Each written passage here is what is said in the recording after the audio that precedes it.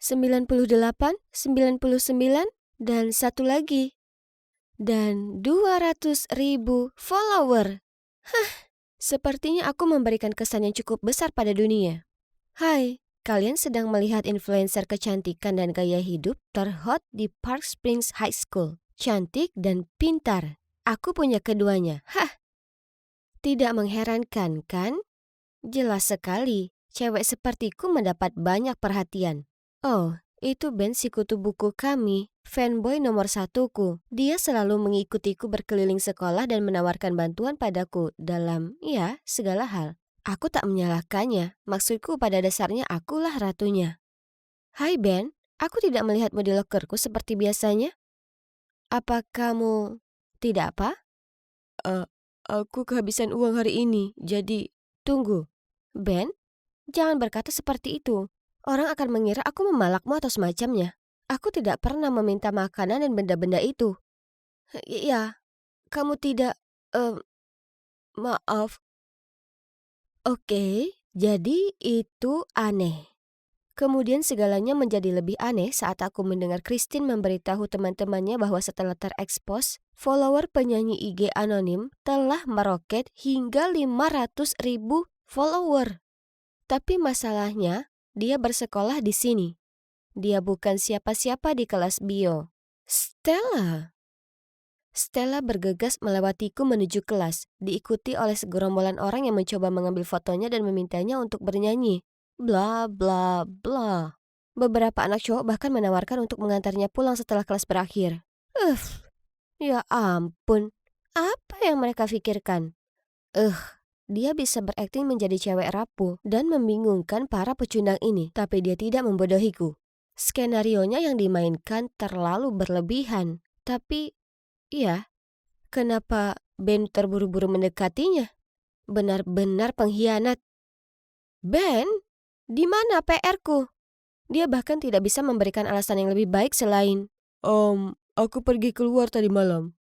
Ini omong kosong. Aku baru saja mendengar dia menawarkan untuk membantu Stella mengerjakan PR-nya. Dan coba tebak, cewek ini yang masih dengan penampilan nona pemalu kecilnya memberitahu Ben bahwa dia bisa mengerjakan esainya sendiri. Apa dia pikir dia itu Beyonce atau semacamnya? Bertingkah angkuh dan mengira dia adalah mercusuar alam semesta? Aku sangat marah. Jadi dia ingin merasakan ketenaran ya? Anggap saja sebagai senior di bidang ini, setelah mengalami sisi buruknya, sudah saatnya aku mengajari dia sopan santun. Setelah itu, aku memastikan dia menjadi topik utama setiap pembicaraan di sekolah. Hei, dia perlu mempelajari cara kerja permainan ketenaran ini. Semua orang terkikik, menunjuk, dan berbisik di belakang punggungnya. Dia harus menutupi dirinya dengan hoodie yang menyembunyikan separuh wajahnya dan berjalan melewati sekolah dengan cemas. Ya, aku tahu betul perasaan paranoid itu ketika kamu terobsesi dengan kenapa orang terus memandangmu dengan aneh. Lalu suatu hari aku sedang meletakkan buku-bukuku kembali ke lokerku saat aku melihat sekilas seseorang berlari melewatiku sambil menangis. Itu adalah Stella. Dan dia menjatuhkan catatan yang berbunyi, jika aku jadi kamu, aku tidak akan pernah muncul di sekolah. Lagi, kamu konyol. Astaga, apakah orang-orang mengatakan hal ini? Ini terlalu kasar. Apa yang terjadi? Astaga, ya ampun. Dia tidak mengira akulah yang menulis ini, kan? Sejak hari itu, Ben benar-benar mengabaikanku. Dan lebih buruk lagi, dia terpaku pada Stella yang menghiburnya saat orang-orang membicarakan dia di belakang. Astaga. Lalu suatu hari, aku sedang mengikat tali sepatu dan aku mendengar beberapa pemandu sorak mencoba membuka telepon seseorang. Tepat pada saat itu, Stella keluar dari kamar mandi. Kesal melihat orang lain melanggar privasinya, dia mencoba melawan. Tapi astaga, si wallflower ini bahkan tidak bisa membuat mereka bergeming. Baiklah, aku akan membantunya. Tapi cuma kali ini saja. Dasar payah. Kamu kira kamu yang menguasai tempat ini sekarang cuma karena kamu terkenal? Katakan pada Ben aku tidak menaruh catatan itu di lokermu. Lebih baik lagi telepon dia sekarang. Oh, ayolah. Lari saja ke bangku penonton dan beritahu si kutu buku itu. Pergi. Apa yang kalian lihat? Aku pergi ke bangku penonton dan menemukan Ben sedang menghibur Stella. Sekarang bagaimana? Mengadu padaku lagi? Sebenarnya, Stella baru saja memberitahuku kalau bukan kamu menulis surat itu. Bisakah kamu menjadi lebih bodoh lagi? Jadi, kamu terus terang saja melakukan apapun yang aku perintahkan? Jangan pedulikan dia. Memang seperti itulah dia. Agak kasar tapi benar-benar teman yang baik. Aku tidak punya teman. Ya, aku sudah mempelajarinya dengan susah payah. Di masa-masa awal aku menggunakan Instagram, satu-satunya teman yang aku percaya memposting video saat aku sedang berganti pakaian di kamar mandi sekolah. Aku masih menyimpan kaosku di dalam bajuku, tapi itu memberikan pelajaran kejam tentang persahabatan dan ketenaran. Saat kamu terkenal, orang akan selalu menginginkan sesuatu darimu. Kamu tidak bisa percaya siapapun. Kamu mendengarkanku? Stella. Siapa itu? Liam, teman Stella dari klub musik. Mereka terlihat serasi bersama, ya kan? Apa? Apakah kamu iri padanya atau apa? Untuk cewek konyol itu? Ben tidak berkata apa-apa, hanya menatap mereka dengan tatapan kosong. Hah? Dia tidak pernah menatapku seperti itu lagi. Sekarang aku bukan lagi ratu Instagram. Itu berarti aku bukan lagi ratunya. Memang benar tidak ada orang yang bisa kupercaya. Beberapa hari kemudian, ada pertandingan rugby besar. Kami melawan sekolah saingan kami di final. Dan Stella menyanyikan lagu kebangsaan. Bahkan wali kota dan stasiun TV lokal pun muncul.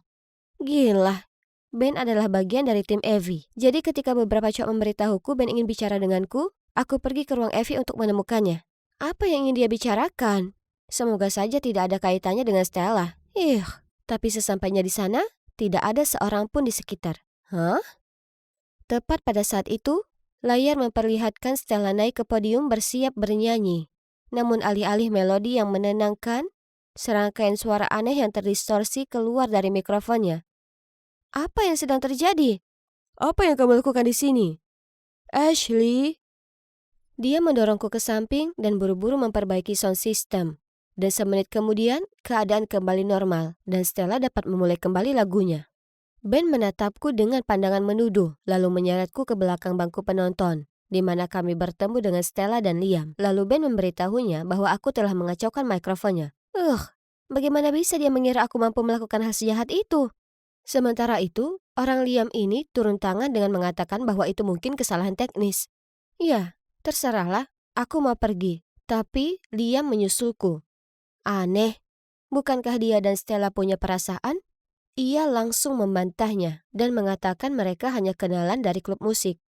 Tapi kamu, aku sudah lama ingin lebih dekat denganmu. Kamu adalah ratu Instagram sejati, bukan Stella. Wow. Orang ini buaya kelas atas. Semenit yang lalu, tangannya melingkari Stella. Dan sekarang dia mencoba untuk merayuku. Dia bahkan mulai mencondongkan tubuhnya untuk mencium pipiku. Dengan cepat, aku menghindarinya saat aku melihat ekspresi muram Stella dari belakang. Astaga, sudah waktunya untuk keluar dari sini. Aku tidak bisa tidur nyenyak. Semua stres ini berdampak buruk bagi kulitku. Jadi, aku dengan grogi berjalan di sepanjang koridor sekolah ketika Stella menghampiriku. Itu kamu, kan? Kamu jahat sekali padaku. Mengancam akan menghapus akun IG-ku karena kamu cemburu Ben meninggalkanmu demi aku. Sekarang semuanya benar-benar hilang, dan itu semua salahmu. Apa yang kamu bicarakan? Aku tidak ada hubungannya dengan akun bodohmu. Ya, aku bergosip tentangmu untuk sedikit mengacaukanmu, tapi cuma itu saja. Dan kamu pikir aku juga melakukannya? Permisi. Apakah dia mengabaikanku begitu saja? Dan itulah Ben, temanku yang mengabaikanku tepat pada saat aku sangat membutuhkannya. Dan aku tidak pernah mengancam akan menghapus akunnya. Kenapa dia buat-buat? Apakah dia cemburu padaku dan Liam kemarin? Apa ini? Pesan tak terduga dari Liam berbunyi. Hai Ashley, jangan khawatir sayang, aku mendukungmu. Bagaimana menurutmu kalau kita bertemu jam 8 malam di taman? Si brengsek bermuka dua yang tak tahu malu ini. Apa yang dia lakukan kali ini? Jadi, setelah kelas selesai, aku memasukkan catatan ke loker Stella, berpura-pura menjadi Liam dan berkata, Aku punya kejutan untukmu. Sampai jumpa jam 8 malam di taman. Aku tiba tepat waktu dan menemukan Liam sudah menunggu. Dia terus melakukan tindakan gila ini seolah dia jatuh cinta padaku atau semacamnya. Aku bisa membantumu membuktikan segalanya. Dan aku cuma meminta satu permintaan kecil, yaitu kalau kamu mau jadi pacarku. Kamu bisa melakukan itu? Tapi bagaimana caranya? Ya, kamu bisa saja menyalahkan orang lain. Misalnya, Ben. Oh sayang, kamu tidak perlu melakukan apapun. Datang saja padaku dan biarkan cowokmu ini yang menanganinya. Orang ini membuatku ingin muntah. Tapi aku tetap harus bersikap tenang agar aku bisa mengetahui apa yang disembunyikan oleh cowok ini. Kedengarannya menarik, tapi aku ingin tahu lebih banyak. Bagaimana kamu akan melaksanakan rencana brilianmu? Sayang, aku sudah memiliki semua bukti di tanganku. Maksudmu? Benar. Akulah yang menghapus akun IG Stella, dan aku tahu cara untuk menyalahkan orang lain. Apa yang kamu lakukan? Ashley, aku membiarkan rasa cemburuku membutakanku. Jadi ketika aku melihatnya meraihmu tepat di depanku, aku baru saja melakukan hal bodoh. Setidaknya kamu bukan satu-satunya orang bodoh di sini. Dia mempermainkan kita berdua, dan sebagai catatan, dia bukan tipeku. Tipemu? Coba ku tebak. Seseorang seperti Ben? Dia sangat bodoh sehingga dia tidak pernah menyadari bahwa aku mempunyai perasaan padanya. Tapi, kamu lebih mirip tipenya daripada aku. Selain itu, cara dia meninggalkanku saat aku sangat membutuhkannya. Ashley, aku tidak bermaksud menyakitimu seperti itu. Kamu selalu berada di sana sepanjang waktu? Ya, aku sudah mendengar semuanya, termasuk bagian tentang bagaimana perasaanmu terhadapku. Dengar, itu tidak seperti yang kamu pikirkan. Aku tidak menyukai Stella seperti itu. Masalahnya adalah, aku melihatnya bernyanyi di kedai kopi, dan langsung menyadari bahwa dia adalah penyanyi anonim favoritku di Instagram. Jadi, aku tidak sengaja mengungkapkan identitasnya secara online. Satu hal mengarah ke hal lain. Aku merasa sangat bersalah sehingga aku ingin membantu di sisi Stella, dan tanpa sengaja mendorongmu menjauh. Dan bukan berarti aku tidak mempercayaimu. Setelah kamu pergi, ku coba yakinkan semua orang kamu tidak melakukannya, tapi mereka tidak mempercayaiku. Lalu Stella menunjukkan padaku catatan di lokernya tentang Liam yang mengajaknya kencan. Dan aku mengenali tulisan tanganmu. Aku jadi khawatir. Jadi, kamu tidak menyerangku? Ya, aku tahu kamu terkadang terlihat dingin. Tapi jauh di lubuk hati, hatimu baik. Jadi, ternyata Stella menjadi viral. Berarti beberapa penyanyi lounge lokal kehilangan banyak pertunjukan. Jadi dia menyewa Liam untuk menghapus akun Stella selamanya. Orang ini bukan main-main. Catatan itu, pemandu sorak, kecelakaan mikrofon. Dia bertanggung jawab atas semuanya. Beruntungnya aku berhasil mengaktifkan mode rekaman di ponselku untuk seluruh percakapanku dengannya. Jadi keesokan harinya, aku melaporkannya ke kepala sekolah. Ya, tidak ada perbuatan buruk yang luput dari hukuman. Jadi aku harap dia menikmati masa hukumannya, Liam. Lalu aku tidak lagi bersolo karir. Aku punya teman baru di sisiku, yang sekarang telah keluar dari media sosial dan menikmati hasratnya untuk bernyanyi. Dan Ben tetaplah Ben. Orang bodoh, tapi orang bodoh milikku. Aku baru sampai di sekolah, tapi aku bisa tahu ada yang tak beres. Bro, ada apa ribut-ribut? Apakah lakukan hal gila lagi? Lihat ini. Astaga jijik. Maaf, salah jalan. Lewat sini. Ini, Bu Stewart, kepala sekolah kita yang baru. Di depanku seorang wanita dengan tatapan tajam yang memancarkan aura menakutkan. Ya, itu di luar dugaan. Karena kami semua mengira Pak Smith yang akan memimpin. Karena dia sudah mengabdi sebagai wakil kepala sekolah bertahun-tahun lamanya. Tiba-tiba, ponsel semua orang bergetar. Ada apa dengan wajah tegas itu? Dia tampak begitu marah pada dunia. Apa dia alergi dengan kulit kita? Rok semua orang terlalu pendek. Tak ada pesta dansa tahun ini. Sulit dipercaya. Dia ini kepala sekolah atau sipir penjara. Perhatian para cowok. Dia tahu tempat merokok rahasia kita. Astaga, lihat semua wajah yang disematkan di ponsel mereka. Para penyebar gosip. Selama beberapa hari berikutnya, rumor tentang kepala sekolah kami yang baru sepertinya tersebar kemana-mana. Info tentangnya sepertinya lebih banyak dicari daripada tiket Imagine Dragon. Dan juga, sejak hari pertama kepala sekolah tiba di sini, serangkaian cerita aneh mulai beredar. Suatu hari aku berjalan menuju kelas dan mendengar cerita paling konyol di dunia. Sekolahku berhantu. Dasar idiot. Diam-diam aku merayap di bawah meja. Lalu tiba-tiba aku julurkan kepala ke atas dan berteriak, "Bu!" Yang menyebabkan semua temanku melompat ketakutan. Hahaha, dasar payah. Semua cerita seram itu omong kosong. Kau tak percaya? Hah? Tapi Stacy melihatnya. Oh tidak. Stacy? Aku tak tahu mereka menyeret gebetanku ke dalam masalah gosip konyol ini. Dia biasanya cewek yang paling pintar. Tak yakin apa yang mempengaruhinya. Setelah itu, Stacy rendahkan suaranya dan mulai bicara dengan bersemangat soal pertemuannya dengan siluet yang muncul di depan kantor kepala sekolah. Tapi yang paling buruk, sebelum dia bisa melihatnya lebih dekat, siluet itu menghilang.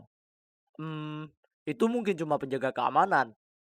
Tidak, saat aku pergi, aku masih melihatnya tertidur di ruangannya. Dia bahkan memeriksa kamera dan melihat Stacy hanya berdiri dan mengatakan halo, meski tak ada seorang pun di sana. Seram kan? Kemudian cerita berlanjut ketika seseorang menyatakan kalau kepala sekolah yang baru adalah penyihir dan membawa kekuatan jahat ke sekolah. Oh Tuhan, Stacy, aku perlu menariknya keluar dari kacaunya omong kosong ini sekarang juga. Tapi tak peduli apapun yang kukatakan, dia bersikeras. Aku melihatnya dengan mata kepalaku sendiri. Bagaimana jika memang mampu melakukan sihir hitam? Oh, ayolah. Kita ini bukan anak kecil lagi, Stes. Kekuatan jahat, penyihir, setan, mereka tak nyata. Tapi kamu mungkin akan dapat masalah kalau kepala sekolah mulai menyelidiki siapa yang menyebarkan rumor. Josh, ini membuatku gila. Aku harus pastikan apa yang kulihat. Tapi aku takut. Bisa kau ikut denganku? Kumohon. Aku ragu sejenak kemudian mengangguk. Oke, gerbang belakang, jam 10 malam ini. Mari kita sudahi ini. Ditambah, ini akan jadi kesempatan besar membuat gebetanku terkesan, ya kan? Malam itu, aku tiba di titik pertemuan kami lebih awal dan menunggu. Aku kedinginan, dan aku tak akan bohong. Aku merinding. Oke, tenanglah Josh. Hantu itu cuma tipu daya pikiran, dan ini waktunya tunjukkan pada pacar masa depanku betapa tangguhnya aku. Saat aku terhanyut dalam lamunan, ada tangan yang tiba-tiba menyentuh bahuku. Yesus, Stacy, kau tahu jam berapa ini? Oh maaf, aku agak terlambat. Apa aku menakutimu? Tentu saja tidak. Mari masuk dan selesaikan obsesimu ini. Tapi, bagaimana caranya kita masuk ke dalam? Stacy menunjukkan lubang besar di pagar sekolah yang tersembunyi di dekat semak-semak. Kami lalu dengan hati-hati menyelinap melewatinya dan sukses menghindari petugas keamanan.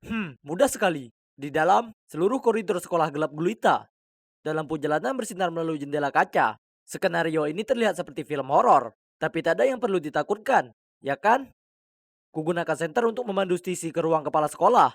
Saat tiba-tiba suara pekikan keras membuat jantungku mau berhenti. Stacy bergelayut padaku ketakutan. Tenang, kurasa itu hanya suara dari pengeras suara yang berderak. Apa kau takut, Stis? Tidak. Ayo kita pergi. Tapi kemudian segera setelah suara berisik itu berhenti, suara seram lain muncul. Langkah kaki. Apa petugas keamanan sudah melihat kami berdua? Aku berbalik dan tak ada apapun kecuali ruang kosong. Begitu saja. Kami lanjut berjalan dan dia juga berjalan. Dan ketika kami berhenti, dia juga berhenti. Kemudian segera saat langkah kaki itu mulai bergegas ke arah kami, kuraih tangan Stacy dan berlari secepat yang kubisa. Masuk ke ruangan kepala sekolah dan menutup pintu. Dengar, Stacy, langkah kaki itu mungkin dari petugas keamanan. Kau tahu, jelas kita satu-satunya yang ada di sini. Jadi, berhenti percaya dengan hal seperti ini, oke? Aku baru saja selesai bicara saat tiba-tiba pintu terbuka lebar. Dan, bisa kulihat sosok tak bergiming berdiri di sana. Itu dia!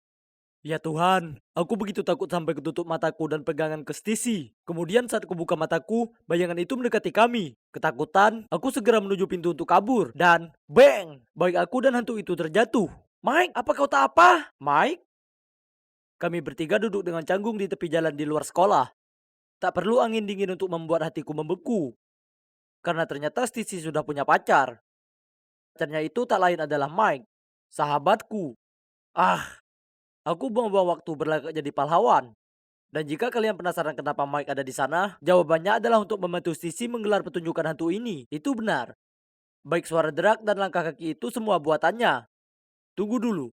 Kenapa dia mengarang cerita hantu ini? Dia bahkan siapkan suatu drama untukku dan yang lain untuk mengakuinya. Stacy menjelaskan kalau ini hanya karena kepala sekolah yang baru terlalu kasar. Membuat aturan ketat dan menyusahkan para murid. Hah? Tapi kurasa tak ada satupun dari aturan itu banyak berpengaruh baginya. Maksudku, toh Stacy selalu jadi murid teladan. Jadi kenapa dia harus berbuat sejauh ini? Aku bertanya tapi Stacy hanya mengacuhkanku dan memintaku untuk merahasiakannya. Di beberapa hari berikutnya, orang-orang terus bertanya padaku mengenai ekspedisi tengah malamku. Awalnya, aku hanya diam saja karena tak mau terlibat dalam gosip yang mengganggu. Dan teringat lagi tentang bagaimana sahabatku ternyata adalah sainganku dalam percintaan. Bagaimanapun, rumor tentang sekolah berhantu beredar cepat dan sampai ke media. Ketakutan melingkupi sekolah. Beberapa murid bahkan pindah ke tempat lain karena mereka terlalu ketakutan. Meskipun aku bukan penggemar aturan ketat kepala sekolah, apa yang Stisi lakukan sudah kelewatan batas. Suatu hari, aku hendak mencarinya untuk selesaikan ini ketika aku lihat dia jalan sendiri menuruni tangga pintu keluar. Stisi, aku tahu kau ini putri kepala sekolah dan admin dari grup obrolan seram yang muncul belakangan ini. Apa? Stacy adalah putri dari kepala sekolah? Tak bisa dipercaya. Dan bukankah orang itu, Pak Smith, wakil kepala sekolah? Mungkin kita mengejar hal yang sama. Apa kau tak mau ibumu kerja di tempat lain juga, betul kan? Tapi caramu sepertinya tak berjalan begitu baik. Jadi apa saran Anda? Ada cara lebih mudah, yaitu memberiku stempel ibumu. Aku akan atasi ini. Ini terlalu bahaya. Bagaimana saya bisa mempercayai Anda? Sekarang kita di pihak yang sama. Kau mungkin tak ingin ibumu tahu apa yang sudah kau perbuat di belakangnya, ya kan? Segera setelah Pak Smith pergi, aku langsung lari ke Stacy. Tidak, kau tak bisa lakukan itu. Kau bahkan tak mengenalnya secara langsung. Hati-hati. Tapi Stacy bersikeras melakukan caranya sendiri. Dia bilang kalau sejak ayahnya meninggal, dia sudah mulai lelah dengan aturan-aturan ibunya. Sekolah adalah satu-satunya tempat di mana dulu dia merasa bebas. Tapi sekarang, itu juga telah hancur baginya. Aku tak bisa hidup 24/7 di bawah kurungan ibuku. Apa kau mengerti? Nah, itu benar. Bahwa jadi anak seorang guru pasti sudah cukup membuat stres. Apalagi jadi anak kepala sekolah yang tegas. Itu pasti lebih melelahkan. Tapi berkonspirasi dengan Pak Smith adalah langkah yang terlalu jauh, ya kan? Dan apa yang akan terjadi. Beberapa hari berikutnya, banyak sekali pesan bocor mengenai kepala sekolah memasukkan skor untuk meningkatkan ranking sekolah. Dan tentu saja, ia akan jadi subjek dari prosedur kedisiplinan dan mungkin keluar dari pekerjaannya selamanya karena melanggar etika profesi. Kulihat Stacy. Wajahnya muram dan tiba-tiba dia melesat keluar kelas. Aku mengejar dan mencarinya kemanapun, tapi dia tak bisa kutemukan. Hingga aku dengar suara isak tangis dari kantin yang terbengkalai. Syukurlah itu dia.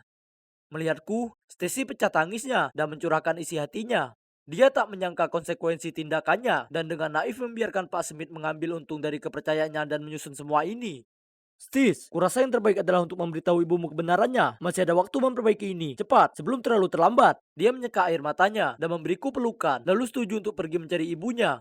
Bu, aku menyesal. Aku yang mulai rumor itu dan bersekongkol dengan Pak Smith untuk membantu menghancurkan karir ibu.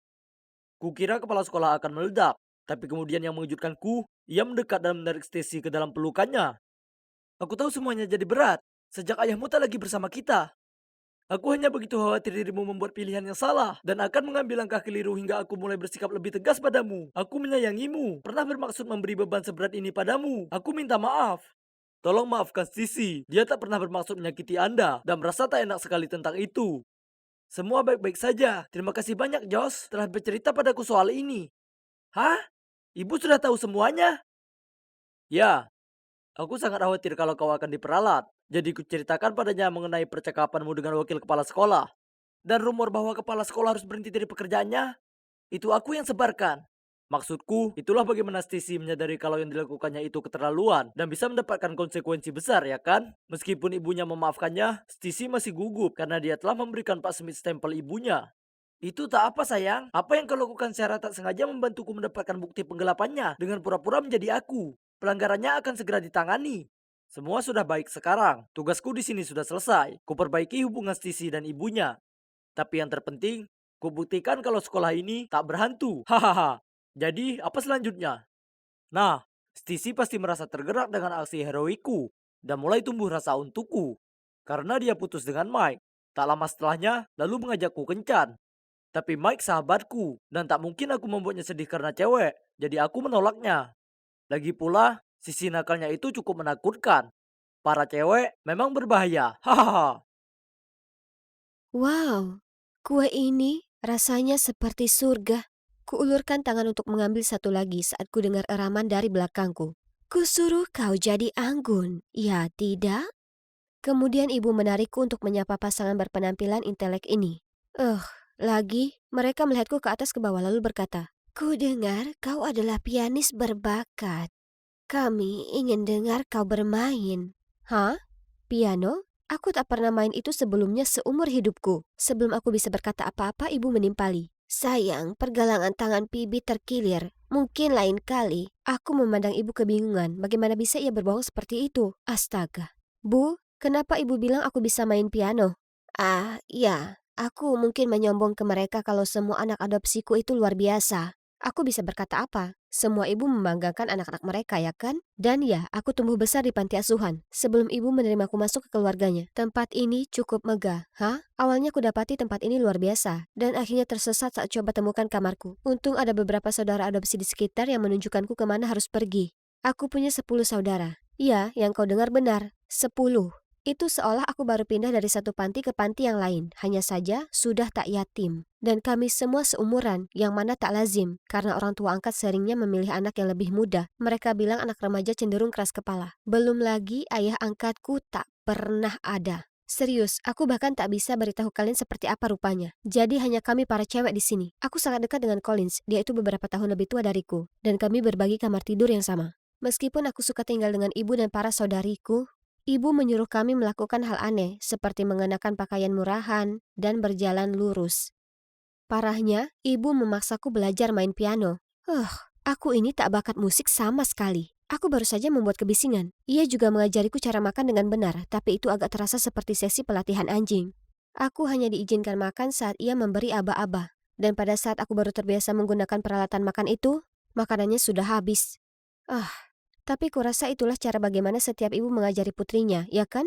Dan sepertinya ibu tak lagi bisa bersabar mengajariku. Jadi dia memberikanku ke Colin, anak emasnya. Kami habiskan 1 jam tiap hari ngobrol bersama, atau lebih tepatnya, dia memberi petunjuk cara bicara yang benar. Colin bilang aku perlu mengontrol volume suaraku karena aku punya kecenderungan meneriakkan kata-kataku dan itu sangat tak anggun. Aku harus berbisik dengan volume yang sama sepertinya dan juga memilih kata dengan hati-hati untuk tunjukkan kepandaian dan keanggunan. Mungkin ini akan lebih mudah kalau aku tak usah berkata apapun mulai sekarang. Selain Colin, aku tak punya kesempatan mengenal saudariku yang lain, karena ibu membuat kami masing-masing mengejar kecakapan yang berbeda. Lalu kami harus tampil untuknya pada penilaian bulanan kami. Ibu secara garis besar sangat lembut dan penyayang, tapi terlalu tegas ketika menyangkut pelatihan. Jadi kami semua harus habiskan banyak waktu dan upaya dalam berlatih. Suatu hari aku sedang memahami lembar musikku saat ku dengar Lexi mengeluh. Kenapa ibu selalu memaksaku untuk lakukan misi mustahil ini? Sangat membosankan. Apa? Paling tidak skating itu 1000 kali lebih seru dibandingkan piano. Andai saja sebuah ide muncul di kepalaku. Malam itu, aku pergi ke kamar ibuku dan dengan malu-malu berkata, "Bu, aku ingin pindah dari belajar piano jadi ice skating. Aku bisa tukar dengan Lexi. Apa? Tidak. Tapi kenapa? Lexi bahkan tak suka dengan ice skating. Ya, itu karena aku bisa melihat potensi dari kalian masing-masing, jadi tak mungkin ganti." Kesal, aku kembali ke kamarku dan mulai mengeluh ke Collins. Tapi dia pikir kalau itu bukan masalah besar. Ibu tahu apa yang terbaik untuk kita. Nah, itu aku tak yakin soal itu. Karena kami bahkan tak bisa pergi sekolah.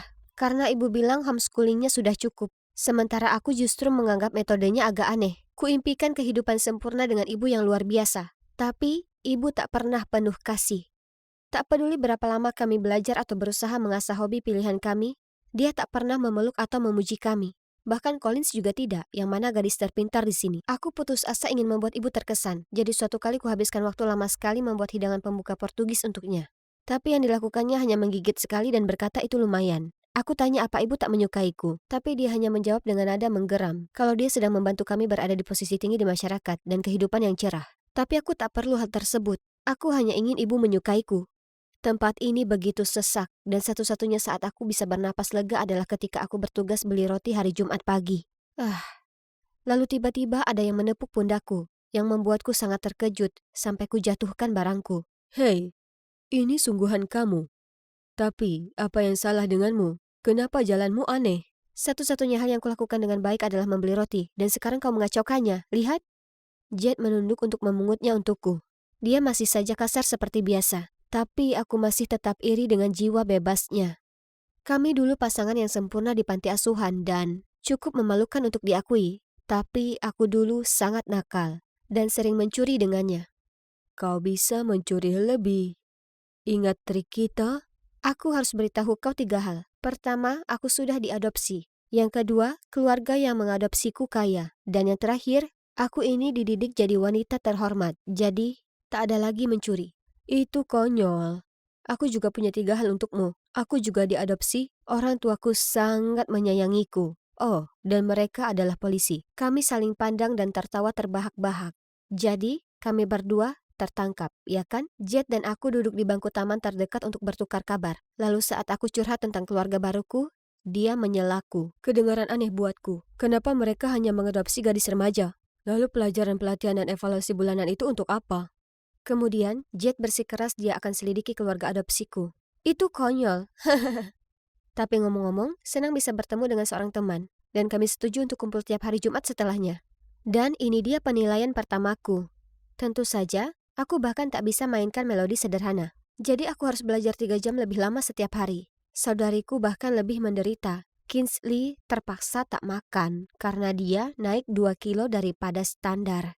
Sebaliknya, Willow harus terus makan saat malam untuk naik 5 kilo. Kalau sampai sejauh ini, pastilah bukan semata hanya untuk berbangga diri sebagai seorang ibu, ya kan? Di hari Jumat selanjutnya, kuceritakan pada Jet mengenai penilaian mingguan yang lalu. Dengan tegas dia menyatakan bahwa ada masalah dengan keluargaku. Kurasa tidak, Jet. Ibu cuma mau yang terbaik untuk kami. Dengar, Bibi, kurasa dia sengaja melatih kalian. Masing-masing dari kalian harus jago di bidang tertentu, sama seperti pesanan belanja. Pesanan? Jangan berlebihan. Kau tahu daging Kobe? Sapi disuruh mendengarkan musik, diberi minum bir, dan dipijat. Tapi pada akhirnya, kau tahu apa hasilnya? Oh tidak. Apa itu demikian adanya? Ibu selalu bilang kalau dia ingin memberi kami yang terbaik dalam hidup selama kami bekerja keras. Kami dites dan distempel seperti sapi-sapi itu. Suatu hari aku pulang mendapati Collins yang dengan bersemangat mengepak kopernya. Ibu bilang dia akan membawaku ke sekolah yang baru besok. Jadi Collins akan pergi? Tapi kemana? Aku akan merindukanmu, sis. Kirim pesan saat sampai. Tapi hari-hari berlalu tanpa kabar apapun darinya. Aku tanya ke ibu, dan ia bilang kalau jeripayah Collins terbayar. Dan dia diterima di sekolah bergengsi, tapi mereka punya aturan ketat tak boleh ada ponsel. Hah? Ini terdengar mencurigakan, jadi kuceritakan Jet dan dia bersikeras agar aku melaporkan kasus itu. Di Jumat yang lain, aku dan Jet bertemu di gereja dekat toko roti. Hah? Kenapa dia memilih tempat yang membosankan ini? Kupandangi sekeliling saat kulihat sekelompok gadis sekolah keluar dari gereja. Mereka semua pakai seragam kusam. Rambut mereka disanggul rapi, dan semua berbaris dengan patuh. Kemudian di sanalah kulihat dia, Collins. Aku hendak bergegas menyapanya, namun tatapan mata wanita yang menemaninya membuatku takut. Itu tak benar. Aku harus tanya Collins apa yang terjadi. Jadi kuraih lengan Jet dan pergi mengejar kelompok itu. Tapi mereka masuk ke sebuah mobil hitam dan melaju pergi. Mungkin mereka memilih gereja ini sebagai tempat transaksi mereka. Pintar, ha? Mereka pakaikan semua dengan seragam sekolah, jadi takkan ada satupun yang curiga. Tapi melihat wajah-wajah itu, aku yakin mereka segera akan dikirim ke pasar gelap. Pasar gelap? Membayangkannya saja membuatku bergidik. Aku harus selamatkan Collins. Aku tak bisa biarkan ibu lari dari hal ini. Malam itu, aku berjinjit ke bawah untuk menguping. Oke, akan kuantar dia pekan ini. Benar. 173 cm, bisa ice skating, memasak dan melukis? Tentu saja. Aku sudah melatihnya sesuai kebutuhan. Kau tak akan kecewa. Jadi kesepakatan lanjut sesuai rencana, oke? Jumpa minggu. Itu dia. Pengiriman selanjutnya adalah Lexi. Kuperiksa kamarnya dan melihatnya mengemasi barangnya. Kebahagiaan yang polos terpancar di wajahnya. Aku segera mengirim pesan ke Jet dan dia langsung membalas. Tunggu saja di rumah dengan tenang. Jangan bertindak tanpa berpikir dulu. Akan kucari jalan keluar. Malam itu aku tak bisa menutup mata. Aku sangat ketakutan sesuatu yang buruk akan terjadi ke Lexi. Jadi esoknya pagi-pagi sekali, segera saat kulihat ibu dan Lexi masuk mobil untuk pergi, aku menyelinap. Berbaring di sana tanpa suara dan mengirim lokasi ke Jet. Mobil butuh waktu lama sebelum berhenti. Apa kami akhirnya sampai di lokasi transaksi? Saat kelihatannya aman, dengan hati-hati aku memanjat keluar dan melihat ibu bicara dengan wanita paruh baya yang tampak cerewet. Apa yang ibu katakan yang membuat Lexi sangat panik sampai terus mencengkram tangan ibu. Wanita itu menyerahkan amplop yang cukup tebal ke ibu, lalu meraih tangan Lexi dan menariknya pergi. Tuhan, di mana Jet? Aku tak bisa duduk diam saja seperti ini dan melihat saudariku dibawa pergi. Lepaskan Lexi. Sekarang, Bibi, apa yang kau lakukan? Hentikan. Ibu akan menjual kami, ya kan? Aku sudah tahu kebenarannya. Apa yang kau bicarakan, Bibi? Geram ibu menarikku pergi. Hentikan. Tiba-tiba 2 polisi masuk, menyuruh semua orang mengangkat tangan. Di balik mereka ada Jet yang masih terengah-engah. Ternyata mereka orang tua angkat Jet. Tolong aku, ibu berusaha menjualku dan saudaraku. Melihat itu, wanita yang satunya dengan cepat menjelaskan. Tidak, pasti ada kesalahpahaman di sini.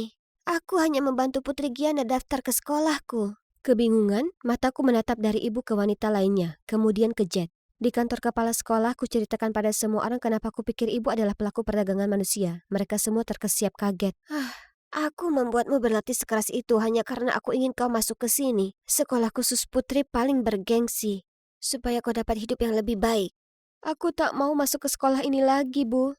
Dia memberitahuku semua aturannya yang keras. Tempat ini menakutkan. Anda tak bisa memaksakan anak untuk melakukan itu. Anda mengadopsi mereka. Jadi Anda harus membuat mereka merasa aman dan dicintai. Bu Giana, ini adalah sekolah bergengsi dan tak butuh skandal Anda. Anda membuat saya percaya bahwa putri Anda berbakat secara alami yang kini terungkap adalah semuanya bohong. Saya tak akan terima anak Anda lagi mulai sekarang.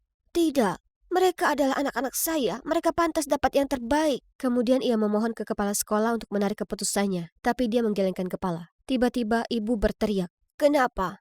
Aku hanya ingin mereka tak menderita sepertiku. Jadi apa yang salah dengan hal itu? Kemudian tangis ibu pun pecah. Ternyata di masa lalu ibu jatuh cinta dengan seorang polisi. Tapi, menurutnya, karirnya akan maju jika ia memilih menikah dengan lulusan sekolah bergengsi ini saja. Ibu sangat mencintainya. Ia terus jadi simpanannya. Tapi meskipun dinafkahi penuh olehnya, ibu selalu merasa lebih rendah daripada istri sahnya. Terutama saat suaminya dengan bangga menyombongkan istri dan putri-putrinya yang pintar. Kemudian saat ia ingin membangun keluarganya sendiri, suaminya tak mengizinkannya. Pada akhirnya, dia putuskan untuk mengadopsi gadis-gadis dan melatihnya untuk menjadi hebat supaya mereka bisa masuk ke sekolah ini, tak peduli latar belakang mereka. Jadi itulah alasan kenapa dia lakukan ini pada kami. Aku harus akui, aku merasa agak kasihan padanya. Semua ini mungkin hanya untuk meringankan luka di masa lalunya. Tapi Bu, kami tak ingin masuk ke sekolah sombong ini. Kami hanya ingin ibu mencintai dan melindungi kami. Ibu minta maaf, ibu keliru. Ibu hanya berusaha membantu, ibu menyesal. Semua ini salah ibu. Lalu dia memelukku. Jadi pada akhirnya, aku dan para saudariku akhirnya punya keluarga yang benar-benar bahagia. Ibu tak lagi menyuruh kami lakukan tugas-tugas bodoh. Sebaliknya, ia membolehkan kami mengejar cita-cita kami sendiri. Sekarang kami semua masuk ke sekolah umum dan menjalani kehidupan remaja yang normal. Sungguh luar biasa akhirnya memiliki ibu yang hebat, para saudari yang mengagumkan dan juga sahabat yang luar biasa, Jet, yang semua berada di sisiku. Disinilah aku, berdiri di tengah apartemen Christian dengan kebingungan di wajahku. Aku tahu aku sudah mengencani banyak pria, tapi apa mungkin saking banyaknya aku tak sengaja kencan dengan pria ini 2 kali? Kulihat lagi sekeliling ruangan. Oh Tuhan, lampu mengerikan dan dapur sempit itu terlihat familiar. Aku merasa tak nyaman saat duduk di sofa dan memandangi gitar itu. Oke, sekarang aku yakin kalau aku dipastikan sudah pernah ke sini sebelumnya. Panik, aku membuat alasan bahwa acara TV kesukaanku akan mulai, jadi aku harus pulang. Lalu aku lari keluar dari sana. Dan sejak itu, aku menghindari Christian apapun caranya. Dia berusaha menelpon dan mengirimiku pesan beberapa kali, tapi kuacuhkan semuanya. Bagaimana mungkin aku tak ingat pernah kencan dengannya? Maksudku, oke, memang aku kencan beruntun akhir-akhir ini. Tapi itu tak sampai membuatku terlupa, iya kan? Lagi pula, jika ini masalahnya, bukankah dia seharusnya bisa mengenaliku juga? Di hari kami bertemu, aku sedang dalam suasana hati buruk dan menenggelamkan kesedihanku di sebuah bar. Aku minum terlalu banyak, jadi saat aku keluar dan tak sengaja kutabrak Christian, aku mulai menyalahkannya. Tapi bukannya mengacuhkan gadis mabuk, dia pastikan aku pulang dengan selamat. Setelahnya, aku tak tahu apa itu kebetulan, takdir atau Christian membuntutiku, tapi sepertinya aku terus berpapasan dengannya. Hei, jika semesta ingin kami berkumpul bersama, maka siapa aku yang bisa menghentikannya? Jadi aku mulai bicara padanya dan ternyata kami sangat cocok. Lalu tentu saja, datang hari di mana dia mengungkap kebenaran. Dia mengatakan suka padaku. Aku juga sepertinya menyukainya, jadi kami mulai pacaran. Sekarang kalian lihat betapa kelirunya ini. Jika aku ini mantannya, maka kenapa dia mendekatiku? Dan juga, maksudku, apa kemungkinannya bagi kami berdua tidak mengingat satu sama lain? Atau dia berpura-pura tak mengenalku? Jika demikian, maka apa tujuannya? Yang terbaik untuk dilakukan adalah memutuskannya duluan, ya kan? Masalah selesai. Tapi kemudian suatu hari aku pulang dari kampus mendapati Christian berdiri di depan pintuku dengan banyak bahan makanan. Dia mampir untuk masak makan malam. Itu baik sekali. Nah, mengingat dia sudah di sini, sebaiknya kutunda memutuskannya sampai setelah makan malam. Ya kan? Tapi astaga, itu sulit sekali. Yang bisa kupikirkan adalah betapa penyayang dan perhatiannya dia. Lalu tiba-tiba dia memberitahu sesuatu yang mengacaukan semua rencanaku. Teman sekamarku adalah tukang masak yang parah, terutama kakakku. Jadi mereka berdua merecokiku memasakkan semua makanan mereka. Tunggu dulu. Dia bilang kakak dan teman sekamarnya? Jadi ternyata dia tak tinggal sendiri? Sungguh melegakan. Itu artinya masih ada harapan kalau aku bisa jadi mengencani kakak atau teman sekamarnya, bukan dia. Aku hanya harus cari tahu yang mana. Aku harus mencari tahu tentang mereka, jadi aku memujinya untuk mendapat lebih banyak informasi. Dia memberitahuku kalau kakaknya diputuskan oleh mantannya dengan cara terburuk yang pernah ada. Kakaknya mengatur makan malam romantis di sebuah restoran dan sementara dia sedang bicara, mantannya berteriak mengatakan kalau dia ingin putus. Itu tak hanya membuatnya hancur, tapi juga dipermalukan. Oh, ya Tuhanku, itu terdengar tak asing. Karena aku juga sering melakukannya. Itu seperti langkah khasku. Apa mungkin orang yang kukencani dulu adalah kakaknya, Connor? Jika ya, maka itu akan hebat sekali. Itu artinya aku bisa lanjut pacaran dengan Christian, ya kan? Jujur, aku sangat berharap itu Connor. Jadi yang harus kulakukan adalah bertemu pria ini dan minta dia memastikannya. Tapi lebih mudah dikatakan daripada dilakukan. Pria itu tak pernah berada di rumah hingga suatu malam. Aku dan Christian berada di bar ketika kami mendengar suara bising datang dari bilik samping kami. Seorang pria meneriaki satu pasangan. Melihat itu, Christian langsung lari menghampiri mereka dan menghentikan pria itu. Ternyata pria yang berteriak itu Connor dan pasangan itu adalah mantannya dan pacar barunya. Jadi, dia adalah orang yang memutuskannya dengan cara yang buruk itu. Bukan aku? Sekarang berarti itu Christian atau teman sekamarnya. Sementara aku terbenam dalam lamunan, Christian kembali dengan 2 hotdog di tangannya. Hei, Christian. Tiba-tiba, kami mendengar seseorang memanggil namanya.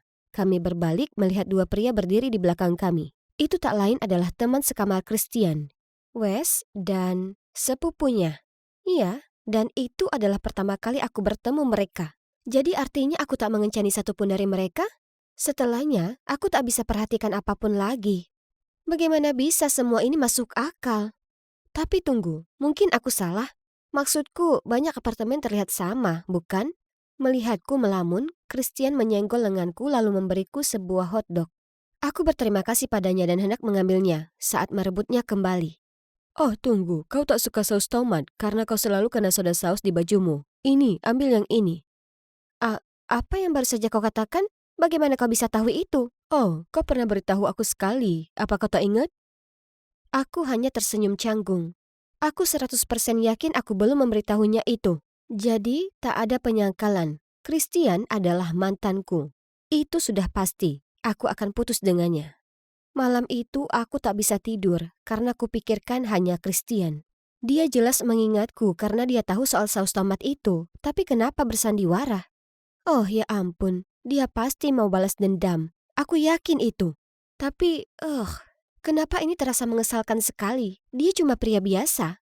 Aku bisa temukan pria lain dengan mudah, ya kan? Tapi kemungkinannya mereka tak akan semanis dan perhatian seperti Christian. Suatu kali saat aku stres dengan esaiku, dia begadang agar bisa baca semuanya untukku dan tunjukkan jika ada salah ketik. Dan kapanpun aku merasa sedih, dia akan mengirimiku kue. Terkadang sekotak donat dengan catatan kecil untuk menghiburku. Aku benar-benar akan merindukan tingkah lakunya yang lucu, tapi aku tak bisa lakukan ini lagi. Dia harus pergi. Jadi hari berikutnya, saat aku bertemu Christian untuk makan siang, kuputuskan untuk mengambil kesempatan putus dengannya. Tapi sebelum aku bisa berkata apapun, kami bertemu pria yang mengaku mengenalku. Oh ya Tuhan, apa itu kau, Sadie? Hah? Siapa dia? Oliver? Ya Tuhan, lama tak bertemu. Kau kenal Sadie? Christian? Hei, dunia ini sempit. Ya, kami dulu pacaran. Ya Tuhanku, kawan-kawan, ini Oliver. Yang kebetulan dulunya teman sekamar Christian. Yang kebetulan mantanku. Dia dulu tinggal dengan Christian sebelum Wes masuk. Jadi itu artinya, hore! Christian bukan mantanku dan tak menginginkan balas dendam. Yeay! Meskipun itu cukup aneh karena Oliver tak terlihat familiar bagiku. Mungkin aku benar-benar harus berhenti terlalu banyak kencan. Ini gila, tapi ini membuatku menyadari sesuatu. Aku sungguh jatuh hati kepada Christian. Jadi, kuputuskan untuk mengatur makan malam romantis supaya aku bisa mengatakan padanya. Christian, aku tak percaya aku mengatakan ini. Tapi, aku mencintaimu. Dengan senang hati aku menunggunya untuk balas mengatakannya. Tapi tidak. Sebaliknya, dia tertawa keras. Hah? Dan itulah saat semuanya menjadi jelas. Coba tebak. Christian memang mantanku. Saat kita di pertandingan basket, aku membuat kesalahan dengan masalah saus itu. Kurasa kau curiga, jadi ku minta Oliver untuk pura-pura jadi mantanmu. Dan itu berhasil. Tapi kenapa? Apa yang kulakukan padamu sampai pantas mendapatkannya? Oh wow, kau sungguh tak ingat, ha? Ya, itu membuktikan betapa buruknya pribadimu. Kau tak peduli apa itu cinta. Kau hanya suka main-main dengan perasaan orang lain lalu pindah ke korbanmu berikutnya. Baik, biar ku segarkan ingatanmu. Kita dulu pasangan bahagia. Sampai suatu hari kau putuskan semua bahkan tanpa kejelasan. Tepat saat aku mengalami masa paling sulit. Keadaan sedang tak baik di tempat kerja dan ibuku sakit di rumah sakit. Kau tahu betapa patah hati aku? Kemudian sebulan lalu saat kulihat kau putuskan pria itu di depan publik lalu jalan melewatiku bahkan tanpa mengenaliku, aku tahu semuanya hanya omong kosong buatmu. Jadi kususun rencana ini dan aku tak menyesali apapun. Kemudian dia berdiri dan berjalan pergi. Apa? Itu tak mungkin benar ya kan? Karena aku tak ingat apa yang dikatakan oleh Christian barusan. Tapi dia sangat yakin itu benar, jadi aku pergi menemui dokterku. Sebenarnya sejak kecelakaan, aku belum kembali lagi ke sini untuk pemeriksaan tambahan. Dan kalian tahu, setelah beberapa tes, aku didiagnosa hilang ingatan. Ya, itu menjelaskan sekali. Kalian tahu, beberapa bulan lalu aku mengalami kecelakaan sepeda. Aku terjatuh dari tebing, tapi untungnya itu tak terlalu tinggi. Kepalaku terantuk, tapi kupikir aku baik-baik saja karena aku masih ingat keluarga dan teman-temanku. Ternyata, aku hanya kehilangan ingatan di rentang waktu ketika aku pacaran dengan Christian. Sungguh ironis. Tapi ini kesalahpahaman besar. Kalian tahu, aku punya kebiasaan buruk bahwa setiap kali aku merasa seseorang mulai menjauh dariku, aku cari aman dengan putuskan mereka duluan. Jadi mungkin saat Christian sedang sibuk mengurus ibunya di rumah sakit, aku salah paham dengan situasinya dan mengakhiri hubungan dengannya. Dia benar. Aku ini orang yang buruk. Aku tak percaya aku biarkan pria luar biasa sepertinya pergi. Tapi tidak. Tidak kali ini. Aku percaya semesta memberiku kesempatan kedua. Itulah kenapa aku bertemu lagi dengannya. Jadi, aku lari ke apartemen Christian untuk menjelaskan semua padanya. Tapi saat aku mengetuk pintunya, Wes membukanya. Kau baru saja melewatkannya. Dia menuju bandara untuk mengunjungi orang tuanya beberapa minggu. Apa? Aku tak bisa menunggu 2 minggu lagi. Jadi aku naik taksi ke bandara. Tapi di jalan, aku terjebak macet. Bagaimana bisa kutemukan dia sekarang? Tunggu dulu. Aku sudah pernah lihat adegan ini dimainkan berulang kali di film-film. Jadi kalian bisa tebak apa yang kulakukan berikutnya? Iya, aku keluar dari taksi dan lari seperti orang gila di jalanan. Aku mengintip tiap taksi berharap menemukan Christian dan, apa kalian percaya? Aku akhirnya menemukannya. Dia terlihat sangat kaget saat dia melihatku masuk ke dalam taksinya. Sebelum kau mendapatku keluar, tolong biarkan ku jelaskan. Kemudian aku mulai memberitahunya tentang ibuku dan bagaimana ayahku serta tak terhitung banyaknya pria lain yang meninggalkannya. Aku ditinggalkan dengan ketakutan oleh orang yang kucintai. Jadi ketakutanku sendiri yang tak rasional itu berarti bahwa saat Christian sibuk merawat ibunya yang sakit, kuanggap itu tanda dia akan mencampakkanku. Jadi aku memutuskannya terlebih dahulu. Itu bukan karena kau tak berarti bagiku. Sebaliknya, kau membuatku merasa nyaman. Aku hanya sangat menyukaimu sampai aku tak mau terluka karenamu. Kemudian aku jelaskan padanya tentang kecelakaanku dan kenapa aku tak ingat padanya. Christian tetap diam dan menundukkan kepalanya. Sepertinya dia tak ingin memberiku kesempatan lain. Aku sudah berusaha, tapi aku tak bisa membuatnya memaafkanku. Jadi, dengan murung ku buka pintu mobil untuk keluar. Tapi Christian meraih tanganku dan berkata, "Sadie, aku merindukanmu." Oke, baiklah. Mari kita coba lagi. Jadi begitulah, Christian memberiku kesempatan kedua. Oh tunggu, sebenarnya ini kesempatan ketiga. Dan apa kalian bisa tebak yang kami lakukan selanjutnya? Ya, aku sekarang duduk di bandara dengan Christian, menunggu penerbangan kami ke kampung halamannya untuk bertemu orang tuanya. Bohong kalau kukatakan aku tak merasa gugup. Doakan aku beruntung. Tinggal 3 langkah lagi. 3, 2, 1. Sophie! Ya ampun, ketahuan. Oke, jadi Karena hari ini di sekolah aku merayu seorang teman untuk mencoba memainkan skateboardku. Tapi ayolah, bagaimana aku bisa tahu kakinya akan patah? Ups, aku sudah menelpon ayahmu dan dia mengatur pemindahan sekolahmu. Apa? Uh, apa ibu anak-anak lain terlalu lebay seperti ibuku? Ayahku sering berpergian untuk urusan bisnis, jadi biasanya cuma ada aku dan dia. Tapi pada dasarnya kami cuma berduaan saja. Semua hal yang kulakukan sepertinya membuatnya kesal. Bermain skateboard atau berpesta, bahkan bernapas kurasa. Astaga, apa dia tidak ingat bagaimana rasanya menjadi muda? Atau dia terlahir sebagai kutu buku? Lalu setiap kali terjadi sesuatu, dia selalu menelpon ayah dan mengadu padaku. Ini dia. Oh, hai ayah.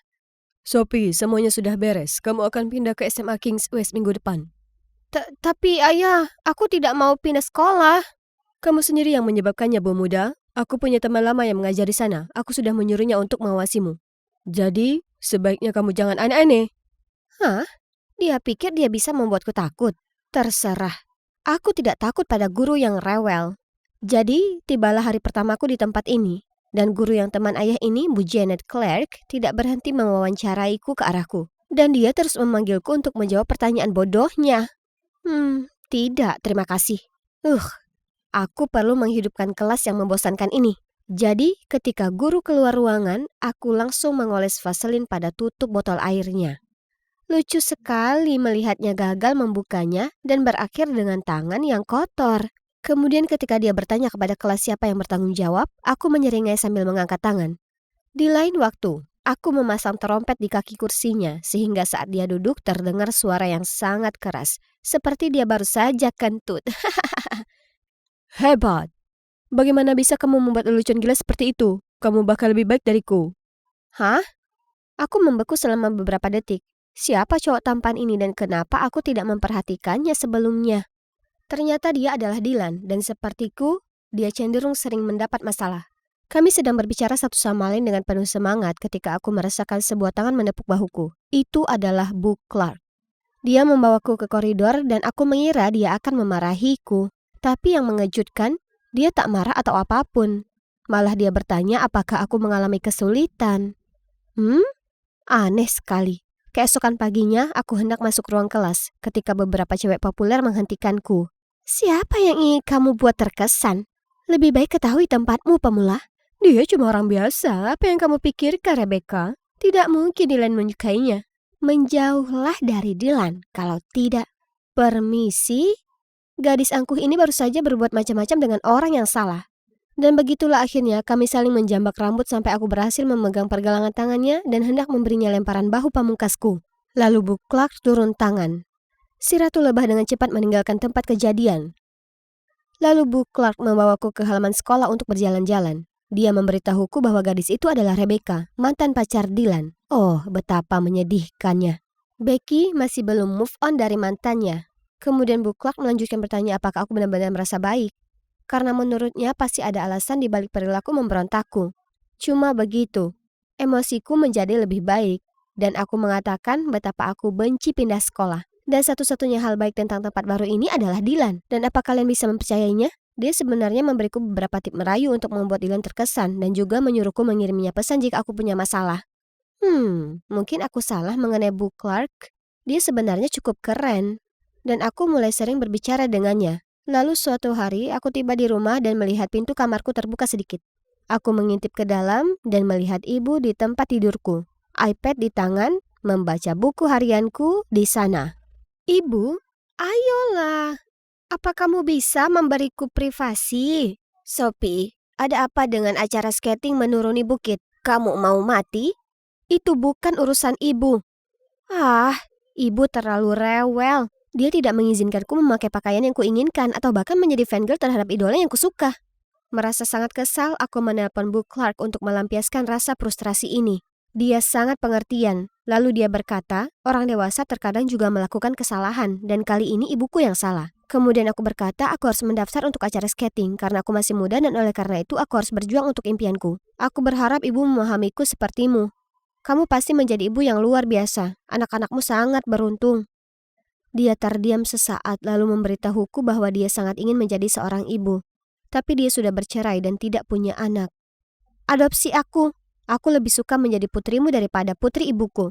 Lalu dia tersenyum lembut padaku. Berkat Bu Clark, kehidupan rumah tanggaku yang pengap terasa sedikit lebih baik. Sementara di sekolah, berkat perjodohannya, Dylan dan aku sekarang menjadi pasangan. Hore! Rebecca selalu menatapku kotor sepanjang waktu di kelas. Tapi sial, sayang. Dan hari jadi 1 bulan kami akhirnya tiba. Hari ini Dylan mengajakku makan sushi. Nyam! Tapi aku baru makan 1 gigitan ketika sosok yang aku kenal bergegas mendekat. Ibuku memelototi Dylan, lalu menyeretku pulang. Jangan pernah bicara lagi dengan anak nakal itu. Dengarkan aku. Pengacau seperti itu cuma memberikan pengaruh buruk. Putuskan hubungan dengannya secepatnya. Ini gila. Tapi untungnya Dylan mengabaikan kegilaan ibuku dan kami terus pacaran secara diam-diam. Namun suatu pagi, aku mengirim SMS dan menelpon Dylan beberapa kali, tetapi tidak ada balasan. Apakah ada yang salah? Kami baru saja mendapatkan kencan terbaik tadi malam, tapi sekarang seperti tidak terjadi apa-apa. Aku bergegas ke sekolah mencari Dylan. Dengan cemas bertanya kepada semua orang apakah mereka telah mendengar sesuatu darinya ketika Rebecca tiba-tiba mendekatiku. Dylan bisa saja mati berkatmu. Sepertinya kamu dan ibumu memang sama-sama gila. Oke, jadi ternyata setelah Dylan mengantarku setelah kencan kami, dia mengalami kecelakaan. Untungnya dia tidak terluka parah, tapi dia yakin seseorang telah merusak remnya ketika dia berhenti sebentar di kedai dekat rumahku. Dan iya, itu pasti ibuku, karena dia juga melihatnya meninggalkan toko. Bagaimana dia bisa melakukan itu? Dia menghancurkan hidupku. Dylan putus denganku tepat setelah itu. Tidak mungkin aku tetap ada di dekatnya. Jadi aku mengemasi tas dan melarikan diri ke satu tempat yang aku rasa aman. Dan disinilah aku, di rumah Bu Clark. Akhirnya damai dan tenang. Oh, apa ini? Dia terlihat sangat cantik ketika dia masih muda. Aku membalik beberapa halaman lagi. Ya, kenapa pria ini mirip ayahku? Lalu aku melihat coretan.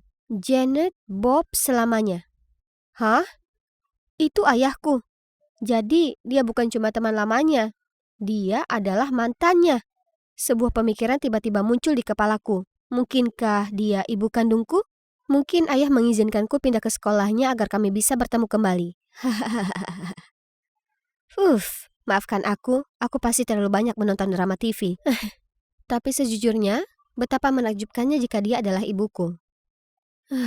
Ibu kandungku benar-benar mimpi buruk. Aku pergi ke dapur untuk melihat Bu Clark menyiapkan makan malam, dan mau tidak mau berseru. Bu? Dia menjadi sangat emosional, lalu menarikku ke dalam pelukan hangat dan memanggilku putrinya. Tiba-tiba telepon berdering. Itu ayah. Dia menyuruhku segera pulang atau dia tidak akan memberikan uang saku. Bu Clark menyuruhku untuk tidak khawatir dan pulang. Tetapi aku harus menunjukkan sikap agar ibu tahu bahwa aku tidak akan mundur dengan mudah. Jadi sejak saat itu, begitu aku sampai di rumah, aku langsung masuk ke kamarku tanpa melihat ke arah ibu. Dan juga setiap kali dia mengatakan sesuatu yang menjengkelkan, aku terus membalas dengan, "Ada apa denganmu? Guruku menyuruhku melakukan itu." Jadi berhentilah bereaksi berlebihan. Dan kalian tahu apa yang terjadi selanjutnya? Yap, ibu menelpon ayah. Lagi. Aku melaporkannya kepada Bu Clark seperti biasa, dan dia memberitahuku bahwa jika aku ingin ayah berhenti mendengarkan ibu, aku harus memberitahunya bahwa dia selingkuh. Apa? Bukankah itu terlalu berlebihan? Apakah Bu Clark masih mempunyai perasaan terhadap ayahku? Apakah dia hanya bersikap baik padaku sehingga dia bisa kembali ke kehidupannya? Setelah itu, aku tidak banyak bicara dengannya dan berusaha menghindarinya di sekolah demi keamanan.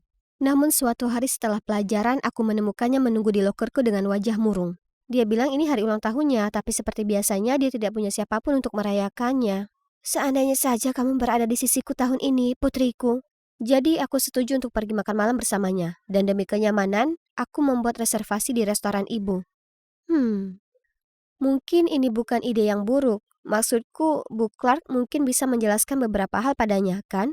Mereka mungkin bisa ngobrol banyak. Tapi begitu Bu Clark masuk, wajah ibu menunduk. Janet, apa yang kamu lakukan di sini? Restoran kami sudah penuh dipesan, silakan pergi.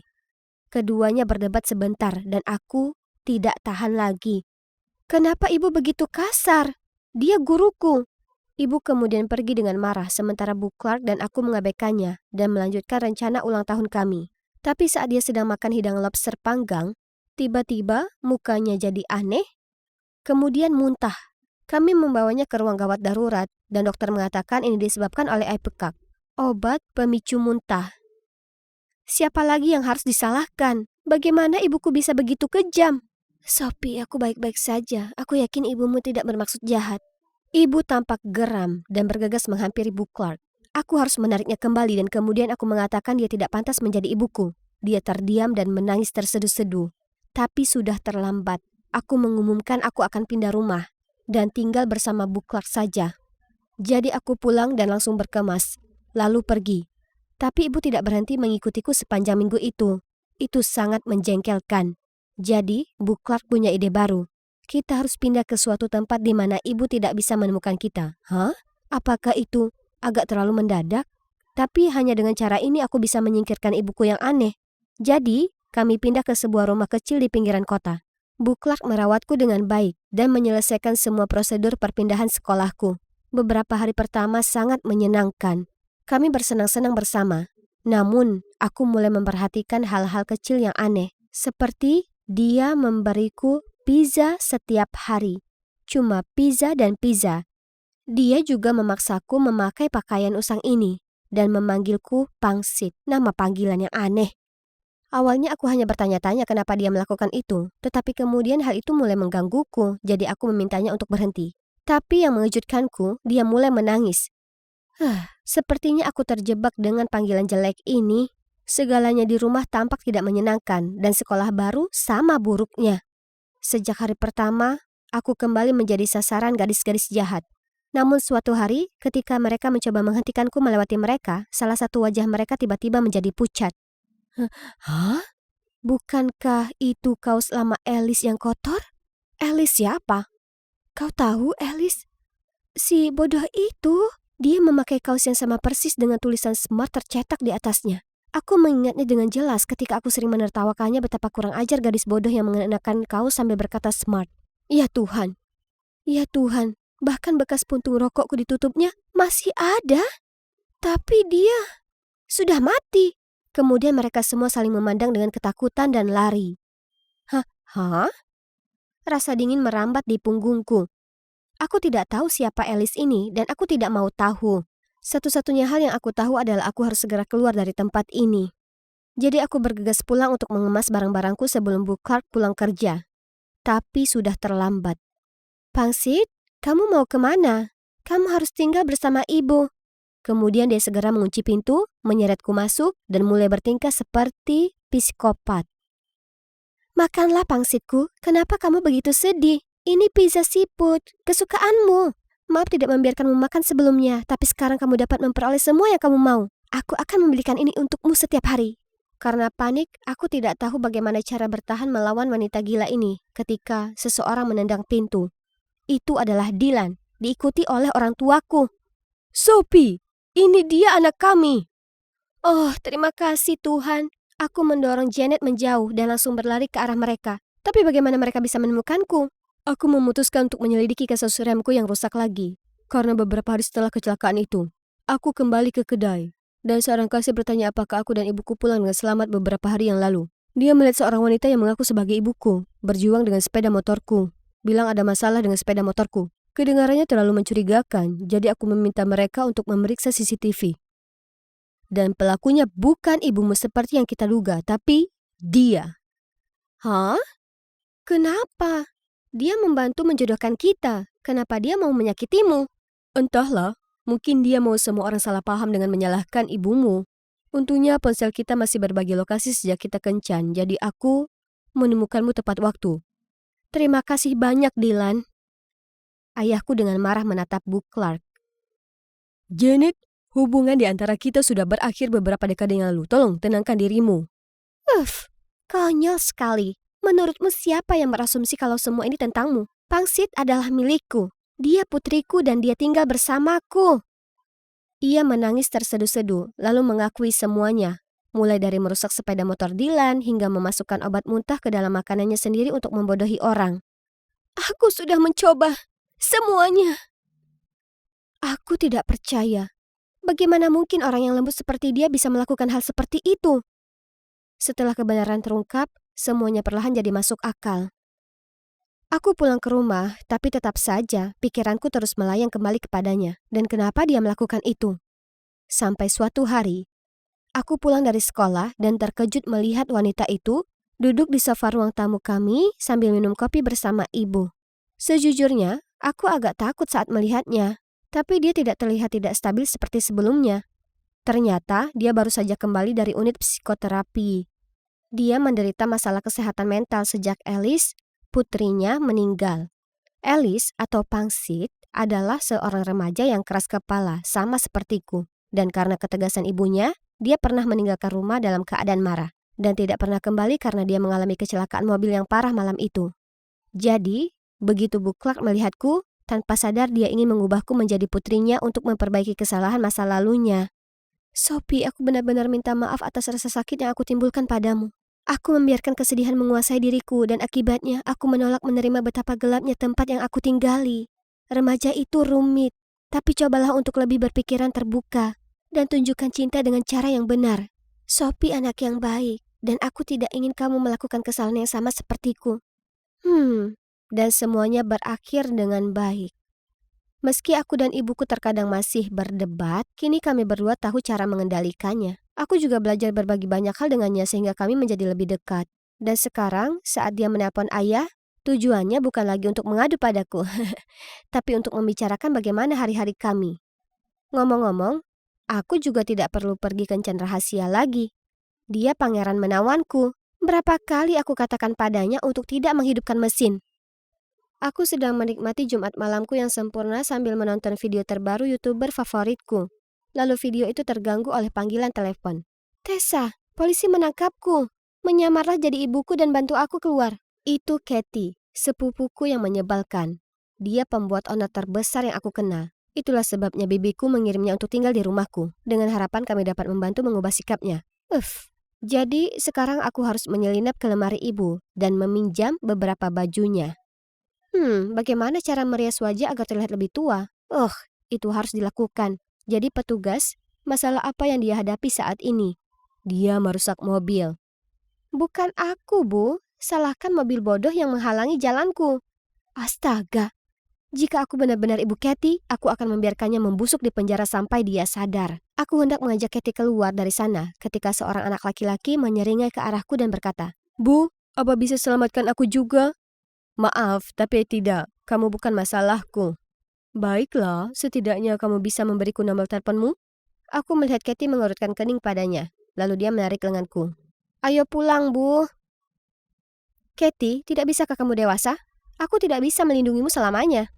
Kamu akan melakukannya. Kalau tidak, aku mungkin tidak sengaja membocorkan rahasia kecilmu ke orang tuamu. Ancaman itu pasti sudah semakin kuno. Oke, aku tidak punya pilihan lain. Kalian tahu, dia memegang rahasiaku. Masalahnya, aku punya hobi membuat kue. Tapi orang tuaku menganggap ini hanya membuang-buang waktu. Aku tahu mereka tidak akan pernah secara sadar membayar untuk kelas memasakku. Jadi aku bilang ke mereka aku perlu uang untuk mengikuti kelas belajar tambahan.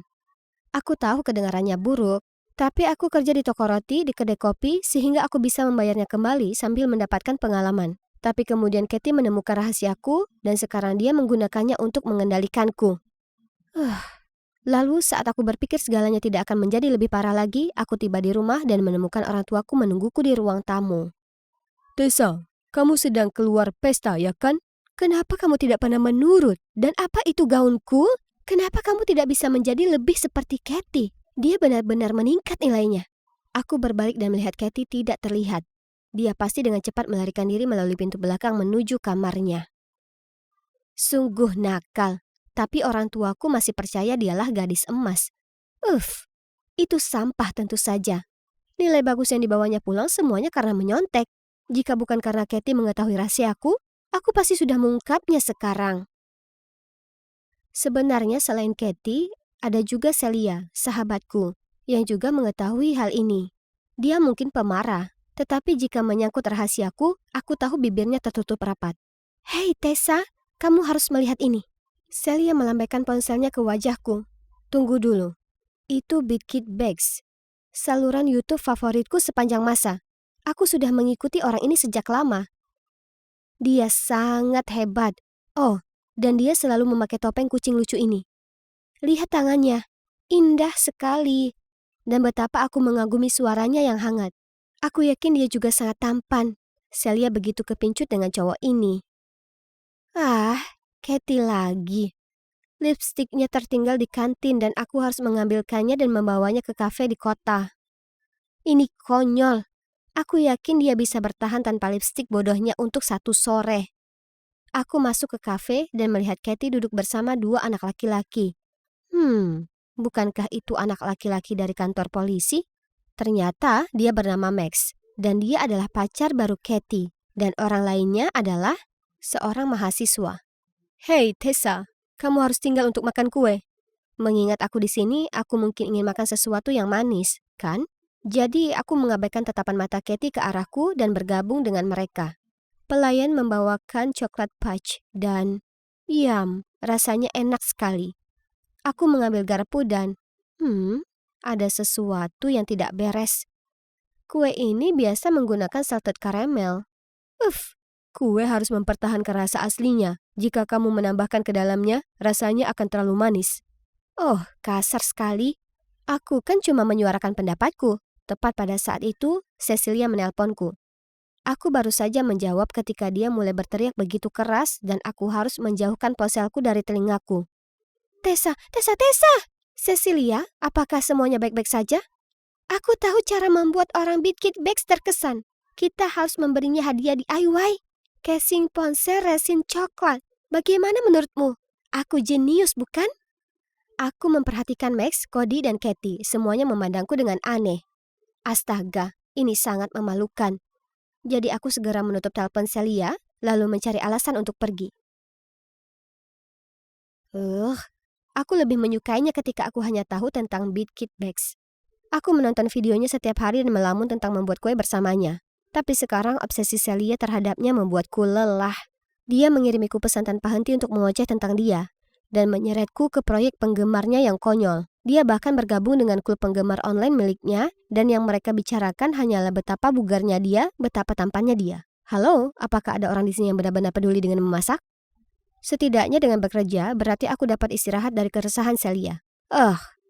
Apa yang dia lakukan di sini? Dia membeli 2 cangkir kopi, lalu meminta meminjam ponselku. Karena baterainya habis. Dengan enggan, aku menyerahkan ponselku yang berharga. Kemudian aku mendengar nada dering. Max dengan bersemangat mengeluarkan teleponnya yang berdering dari sakunya dan berkata, "Jadi sekarang aku punya nomor teleponmu, gadis cantik." Apa? Menyebalkan sekali. Aku sepupu pacarnya. Apakah dia tidak malu? Aku memberinya tatapan kaget, tapi dia hanya tersenyum, mengembalikan ponselku, mengedipkan mata ke arahku. "Aku sudah menyimpan nomormu di ponselku. Telepon aku." Lalu dia pergi. Dia baru saja mencapai pintu ketika aku tersadar dari linglung. Casing ponsel coklat kami. Kenapa dia memilikinya? Ini unik, dan kami telah mengirimkannya ke Bitkit Bags. Bukankah begitu? Aku hendak mengejarnya untuk membereskan masalah ini ketika Katie muncul. Max, kenapa kamu lama sekali membeli kopi? Lalu dia bergegas ke konter begitu dia melihatku. Jauhi pacarku atau rahasiamu akan diketahui oleh orang tuamu, oke? Katie memelototiku dan menyeret Max pergi. Meskipun mereka hendak pergi, aku masih bisa mendengar suaranya. Jangan bicara pada gadis itu, aku tidak menyukainya. Hah? Apa-apaan ini? Lagi pula siapa yang menginginkan pacarnya? Sungguh menjengkelkan. Suatu malam, aku sedang berbaring di sofa dan memikirkan apakah Max benar-benar orang di balik Bitkit Bags ketika Cecilia dengan semangat berlari. Aku memiliki nomor telepon idola misterius kami. Oh tidak. Ini dia lagi. Cecilia terkadang terlalu bersemangat. Jadi sumber rahasia yang ada di fandom mengirimkannya kepadaku. Aku penasaran apakah ini nomor aslinya. Kamu yakin itu nomor Bitkit? Ayo kita coba saja. Tidak ada ruginya. Bohong kalau aku bilang aku tidak penasaran sama sekali. Jadi aku memasukkan nomor teleponnya. Dan begitu aku menekan tombol panggil, nama Max muncul di layar. Hah? Apa ini? Aku segera menutup telepon dan berbalik untuk memberitahu Celia bahwa itu cuma nomor palsu. Jika Max benar-benar idola kami, maka aku tidak ingin Celia dipusingkan dengan kehidupan cinta sepupuku yang gila itu. Celia hanya mengangkat bahu dan berkata, "Tidak apa-apa, aku akan cari cara lain." Kemudian, dia melakukan itu dengan menjulurkan lidah ke wajah sambil memainkan ponselnya. Keesokan harinya, aku pulang dari shiftku, merasa sedikit lelah tetapi Celia tetap tidak mau memberiku istirahat. Dia datang dan menyeretku ke suatu tempat. "Kita mau kemana?" tanyaku, tapi Celia hanya diam saja. Lalu kami berhenti di depan sebuah rumah kecil berwarna putih. Lalu Celia berkata, "Sumberku bilang ini adalah rumah Bidkit Bag. Kita akan bertemu pria paling menakjubkan yang pernah ada." Sebelum aku sempat bereaksi, Celia berlari untuk membunyikan bel pintu. Dan begitu pintu terbuka, yang berdiri di depan kami adalah Max dan Katie. "Tessa, kenapa kamu ada di sini?" "Kamu kenal dia?" Ini Max, pacar Katie. Kami sedang dalam perjalanan ke pesta teman, tapi sepertinya kami salah rumah. Maaf mengganggumu." Lalu aku buru-buru menarik tangan Celia untuk pergi. Tapi Max menghentikan kami. "Oh ya? Kalau begitu kamu pasti datang ke rumah yang benar. Kami sedang mengadakan pesta, jadi bergabunglah dengan kami." Aku segera melambaikan tanganku untuk menolak, tetapi Celia langsung berkata, "Bagus sekali." Dan kemudian mengabaikan tatapan maut Katie, dia menarikku masuk. Ternyata Max tinggal di sini bersama Cody dan pria bernama Trevor. Aku akan cari tahu mana di antara mereka idola kita. Tunggu dulu. Celia membuat beberapa alasan tentang menyukai dekorasi mereka dan ingin melihat sisanya sebagai inspirasi. Trevor, yang sepertinya menyukainya, memanfaatkan kesempatan itu untuk mengajaknya berkeliling. Sementara itu, aku berjalan ke dapur untuk mencoba memecahkan sendiri misteri Bidkit Bags. Max ada di sana membuat sandwich telur untuk dirinya sendiri. Tapi ya Tuhan, apakah dia belum pernah menyentuh pengocok sebelumnya? Dia sangat kikuk. Menurutku tidak akan banyak telur yang tersisa di mangkuk setelah dia selesai mengaduk. Meja dapur penuh dengan makanan untuk pesta, jadi aku memutuskan untuk membantu mereka. Mari kita lihat. Aku melihat semangkuk campuran kue, yang sepertinya menggunakan bahan khusus. Jadi aku meraih toples gula, dan seperti yang diharapkan, sebuah tangan menghentikanku. Tapi, Cody? Apa yang kamu lakukan? Kamu memakai gula merah untuk kue, bukan putih. Kamu tidak mau kuenya mengembang, ya kan? Ya, tentu saja aku tahu itu. Dan aku juga tahu Bidkit pernah mengucapkan kata-kata persis seperti itu di salah satu klip sebelumnya. Jadi, idola anonim itu adalah Cody? Tapi casing ponsel Max lah yang kami kirimkan ke idola kami, dan nomor telepon idola yang ditemukan Celia itu juga milik Max. Ini sangat membingungkan dan aku butuh jawaban. Jadi aku meminta Max untuk pergi keluar bersamaku. "Kamu bukan Bidkit Bags, kan? Kenapa kamu punya casing ponsel itu?" "Oh, jadi kamu sudah menemukan jawabannya?" "Ya, aku tahu kamu mengirimkannya ke Cody, jadi aku mengecatnya. Aku juga penggemar anonim yang memberikan alamat ini kepada Celia. Ini takdir sayang, kau dan aku memang ditakdirkan untuk bersama." Kemudian dia menerjang ke arahku dengan tangan terentang. Ya Tuhan, apakah dia memiliki lengan tentakel atau semacamnya? Aku sepertinya tidak bisa lepas dari cengkramannya. Lalu siapa yang harus muncul tapi, ya, Katie. Dia menyerbu, lalu mendorongku hingga jatuh ke tanah. Cody muncul dan mencoba menghentikan perkelahian, tapi lengan Katie yang menggapai-gapai menghantamnya dan menyebabkan pergelangan tangannya menyentuh pemanggang barbeque yang panas. Aku segera pergi untuk memeriksa Cody, tetapi Katie hanya berteriak, "Aku benci kamu!" Lalu kabur, dengan Max yang tak tahu malu sedang mengejar. Kami kemudian pergi ke kamar Cody untuk mengambil kotak P3K. Tunggu, aku mengenali topeng itu. Jangan khawatir, aku akan menjaga rahasiamu. Tapi mungkin lengan ini tak akan muncul di layar untuk sementara waktu. Celia memiliki naluri detektif terbaik. Ya, aku rasa. Menurutku, mungkin gadis cantik sepertimu harus memakai topeng kucing untuk beberapa video berikutnya. Bagaimana menurutmu? Apa kamu yakin? Penggemarmu mungkin berspekulasi bahwa gadis itu memiliki hubungan spesial denganmu. Astaga, apa yang aku katakan? Bangun, Tessa. Aku harus pergi. Benar, ada hal penting yang menunggu untuk aku tangani di rumah. Hari yang berantakan. Aku tidak bisa lagi berada di bawah kendali Katie. Aku harus mengakui semuanya kepada orang tuaku sebelum dia memberitahu mereka. Hanya saja, ketika aku berjalan melewati pintu, aku mendengar suara-suara aneh datang dari ruang tamu. Itu adalah Katie yang menangis di sofa. Aku mengabaikannya dan hendak naik ke atas, tetapi tiba-tiba dia berlari ke arahku dan memelukku. Tessa, aku minta maaf karena mendorongmu. Aku tidak pernah bermaksud menyakiti siapapun. Aku sangat mencintai Max. Dan hatiku hancur mengetahui dia adalah seorang playboy. Tidak apa-apa, tapi kamu benar-benar pantas mendapatkan yang lebih baik dari si brengsek itu. Jadi, aku dan Kathy berbaikan. Dan dia juga berjanji tidak akan membocorkan rahasiaku pada orang tuaku.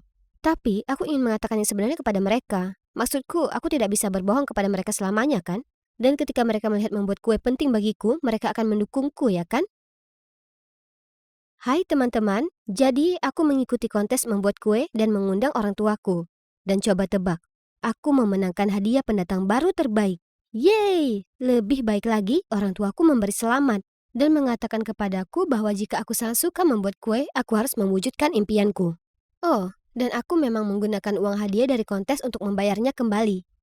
Cody sangat membantu. Dia memberiku beberapa tips hebat dan sebenarnya kami sudah mulai berkencan.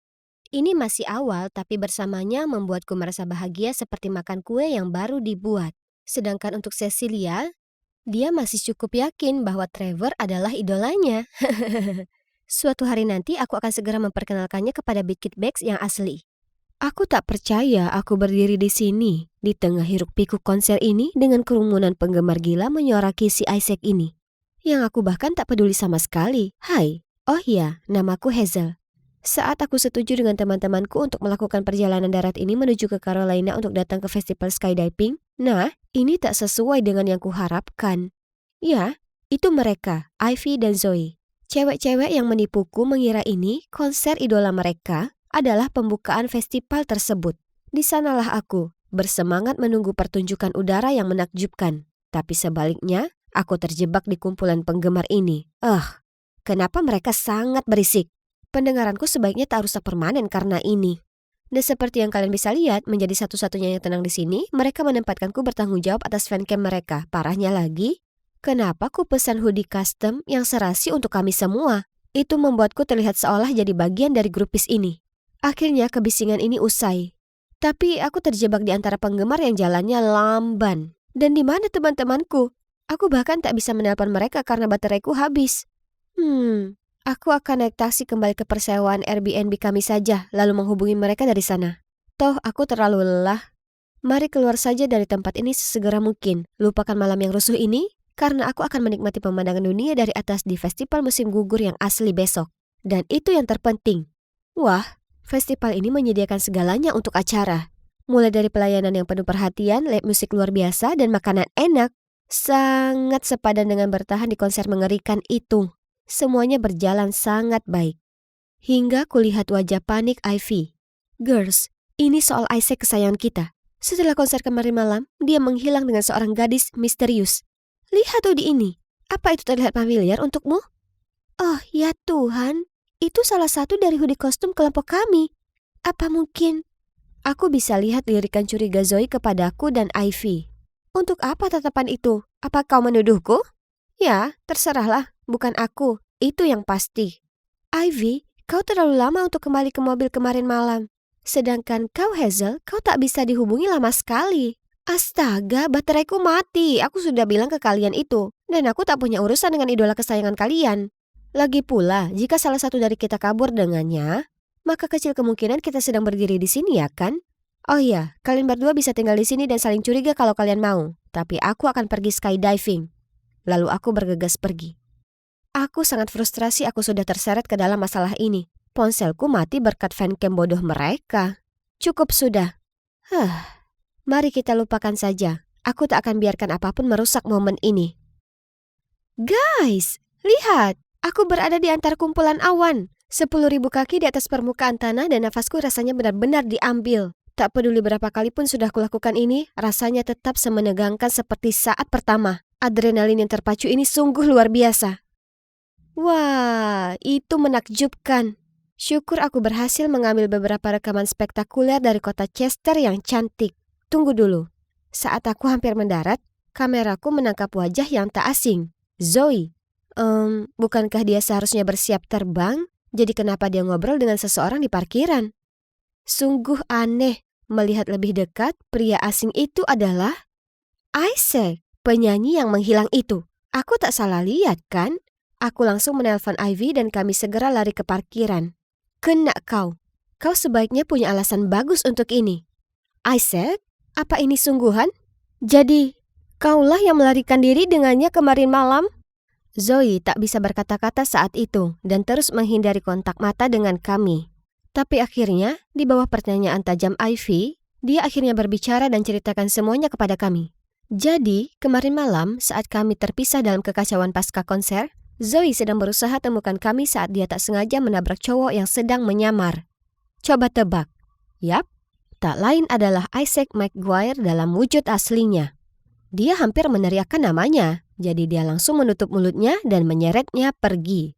Menyadari kalau Isaac sedang dikejar, Zoe kemudian memasang tudung hoodie-nya untuk menutupi wajahnya dan mengikutinya tanpa bertanya. Jadwal yang padat ini terlalu berlebihan. Aku bahkan tak ingat lagi kapan terakhir kali aku punya waktu yang cukup untuk diriku sendiri. Aku butuh istirahat. Dan aku tak peduli. Tapi Ivy benar-benar terlihat seperti akan menitikan air mata untuk idolanya yang malang itu. Ya, kalian lihat, ini darurat. Aku tak bisa tidak membantunya. Kemudian kami sudah berpisah jalan kemarin malam, tapi manajerku berhasil melacakku, jadi kami harus segera kabur. Yang kupunya hanyalah ponsel ini, jadi aku sangat butuh bantuan kalian. Dan itulah saat kami mulai mendengar bisik-bisik. Seseorang sepertinya mengenali Isaac, jadi tanpa menunda, kami langsung masuk ke dalam mobil. Tapi, siapa yang duduk di sebelahku? Astaga, make up cewek ini sangat mencolok dan parfumnya sangat kuat sampai tenggorokanku tersumbat. Siren, kau Siren kan? Oh, aku mengagumi chemistry-mu dengan Isaac di film. Sepertinya kalian dilahirkan untuk satu sama lain. Tapi, tunggu, apa kalian berdua kabur bersama? Ternyata cewek flamboyan itu adalah Siren, artis baru yang main film dengan Isaac. Melihat caranya tersipu sementara Isaac tetap diam, aku tak menyangkalnya. Sudah jelas mereka adalah pasangan yang membawa romantisme mereka di luar layar. Jadwal padat, kelelahan, omong kosong. Jelas, dia hanya membuat alasan untuk menghabiskan waktu dengan pacarnya. Oh astaga, kau bahkan lebih cantik di kehidupan nyata. Wajahmu adalah berkah dari surga. OMG, Ivy perlu hentikan itu. Dilihat dari wajah sok Siren, dia jelas sudah cukup besar kepala tanpa perlu disanjung lagi. Tapi tidak, Ivy terus membanjirinya dengan pujian. Maksudku, apa dia serius sesuka itu dengan aktris ini? Hidungmu sangat cantik dari dekat. Dari mana kau dapatkan operasi hidungmu? Mendengar itu, Siren langsung berhenti tersenyum dan menutupi hidungnya dengan kesal, yang hampir membuatku tertawa. Operasi meruncingkan dagu, filler bibir, operasi hidung. Bagaimana mungkin dia bisa berakting dengan wajah kaku begitu? Maaf sudah merepotkan semua, tapi tinggal di hotel bukan ide yang bagus sekarang. Bisakah kalian bantu kami mencari akomodasi alternatif? Ya, aku menawarkan diri untuk membantu kalian berdua. Kulihat dengan jijik saat Ivy dan Zoe dengan panik menelpon dan mengirim pesan ke kenalan mereka. Tapi tak seorang pun bisa membantu. Tiba-tiba Ivy menoleh padaku dan memberiku tatapan memelas. Hazel, kau harapan terakhir kami. Kau harus membantu kami, please. Oh, tidak lagi. Ivy tahu aku tak bisa berkata tidak padanya saat dia memasang wajah memelas itu. Oke, baiklah. Meski tak ingin, aku setuju membiarkan mereka datang ke rumah keluargaku di pinggiran kota selama beberapa hari. Tapi hanya beberapa hari. Aku tak mau ada anggota keluargaku yang tahu aku habis dari sana. Wah, aku tak percaya aku belum pernah ke sini selama 10 tahun. Tempat ini menyimpan beberapa kenangan indah masa kecilku, tapi juga beberapa yang tak terlalu bagus. Terutama satu yang menghantui. Kenapa kau tak bilang ke kami kalau keluargamu itu kaya? Akan sangat menyenangkan tinggal di mansion megah seperti ini. Tapi sepertinya keluargamu tak sering datang ke sini. Tempatnya sangat dingin dan muram. Ya, dia benar. Sejak hari itu, tempat ini tak pernah jadi rumah lagi bagiku. Hanya rumah kosong yang suram. Aku masih larut dalam pikiranku saat suara memekakan telinga dari benda pecah berasal dari lantai atas. Kami semua bergegas ke lantai atas untuk melihat ada apa dengan keributan itu, dan kemudian Siren berdiri di sana di kamar orang tuaku. Vas yang pecah di kakinya, dan parahnya, dia memakai gaun ibuku. Lepaskan sekarang juga! Siren hanya mengangkat bahu, melangkahi serpihan vas yang pecah itu, lalu melenggang ke seberang ruangan dan bahkan berhenti untuk berpose di akhir. Ini kan cuma gaun lama. Kenapa serius sekali? Aku sangat geram sampai-sampai saat dia jalan kembali aku menjegalnya. membuatnya terjatuh ke lantai. Isaac dengan cepat membantu Siren berdiri. Lalu dia sembunyi di balik punggungnya lalu berakting menitikkan air mata buaya mengatakan aku mengganggunya. Oh, tolonglah. Aku cukup muak dengan si ratu drama ini dalam sehari. Jadi aku hendak menerjangnya untuk memberinya pelajaran. Tapi Isaac menghadangku. Maafkan Siren, dia itu kekanakan. Tapi kusarankan kau sebaiknya menenangkan diri dulu. Itu benar Hazel, mereka berdua tak membawa barang pribadi. Lagi pula, Siren hanya sedikit ceroboh. Kau sebaiknya perhatikan pacarmu baik-baik. Ganti pakaianmu. Jangan pernah sentuh barang ibuku lagi, paham? Sekarang aku siapkan ruangan untuk kita semua. Nah, hanya ada 2 kamar yang bisa dipakai di sini, karena kebanyakan kamarnya kotor dan tanpa perabot. Jadi, ku pakai sofanya lalu memberi 1 kamar untuk temanku dan kamar lainnya untuk sepasang kekasih itu. Tapi saat Siren menatap puas dengan meraih tangan Isaac untuk menuntunnya ke kamar mereka, Isaac cuma menepisnya dan bilang kalau aku bisa pakai ranjang itu dan dia akan pakai sofanya. Oh tidak, sofa itu milikku. Aku tak mau berbagi ranjang dengannya. Tapi Isaac mengacuhkan keberatanku dan merebahkan diri di sofa untuk mengakuinya. Zoe dan Ivy dengan cepat bergegas ke atas. Mereka penyebab kekacauan ini, tapi jelas tak satu pun dari mereka cukup berani berbagi kamar dengan Siren. Dasar sekumpulan seleb pengganggu yang menyebalkan. Bagaimanapun, aku kelelahan. Sudah waktunya aku istirahat. Cewek itu sebaiknya tak mendengkur. Siren mulai memasang white nose bodoh lalu langsung tertidur. Aku sebaliknya, meski sudah mematikan lagu pengantar tidurnya yang aneh itu, aku terus berguling-guling. Tidak ada gunanya, tak kunjung tidur. Jadi, ku tinggalkan kamar itu untuk mengambil air. Aku hendak turun ke bawah untuk mengambil air ketika ku dengar bunyi piano. Oh, Heart and Soul. Sudah lama sekali tak ku dengar melodi indah ini. Musik itu mengantarku ke sebuah ruangan di mana mulai terlihat siluet laki-laki dengan penuh gairah memainkan piano. Oh, kenangan. Tak ada yang lebih kusukai daripada duduk di samping ayahku dan mainkan lagu-lagu gembira dengannya. Tapi kemudian semua hancur berantakan dan belum kusentuh piano sejak itu. Ya, hingga hari ini. Aku duduk di sampingnya dan membiarkan jemariku meluncur di atas tuts. Aku tenggelam dalam melodi musik yang harmonis dan biarkan nada-nada itu membawaku kembali ke masa lalu. Hingga sebuah jeritan menyadarkanku, apa yang kalian berdua sedang lakukan? Aku benar-benar tenggelam dalam harmoni indah yang aku dan ayah mainkan ini. Hingga, apa yang kalian berdua sedang lakukan? Terkejut, aku berbalik melihat Siren berdiri di sana dengan mata berapi-api. Oh Tuhan! Aku langsung kembali ke akal sehatku dan menyadari kalau di sebelahku, laki-laki yang jamming bersamaku bukanlah ayahku, melainkan Isaac, pacarnya. Oh tidak, apa yang kulakukan? Segera ku hapus air mataku dan hendak pergi. Tapi Isaac meraih tanganku dan menatapku dengan bingung. Berada di sini lagi, di rumah ini sudah cukup sulit tanpa melibatkan cinta segitiga ini. Jadi ku tarik lepas tanganku dan lari dari sana. Ya, ini aku lagi. Hazel, di bagian terakhir ceritaku, teman-temanku melibatkanku untuk membantu idola mereka, Isaac, dan pacar aktrisnya Siren untuk kabur dari pengamatan publik sebentar. Sekarang aku terjebak di rumah lama keluargaku dan harus menghadapi masa laluku. Semua kenangan ini membanjiri pikiranku. Ada yang bagus, ada yang buruk. Dan sebelum kusadari, aku mencampur adukan masa lalu dengan realita. Itulah bagaimana aku tak sengaja bermain piano dengan Isaac dan membuat Siren terbakar cemburu. Pada saat itu, Siren membuka pintu lalu menyerbu ke arahku. Hei, jangan sampai aku memergokimu menggoda cowokku lagi. Maaf, apa katamu? Dia bahkan bukan tipeku. Lagi pula bersaing cinta denganmu kedengarannya jauh lebih merepotkan dibandingkan manfaatnya. Dia terus saja cemberut.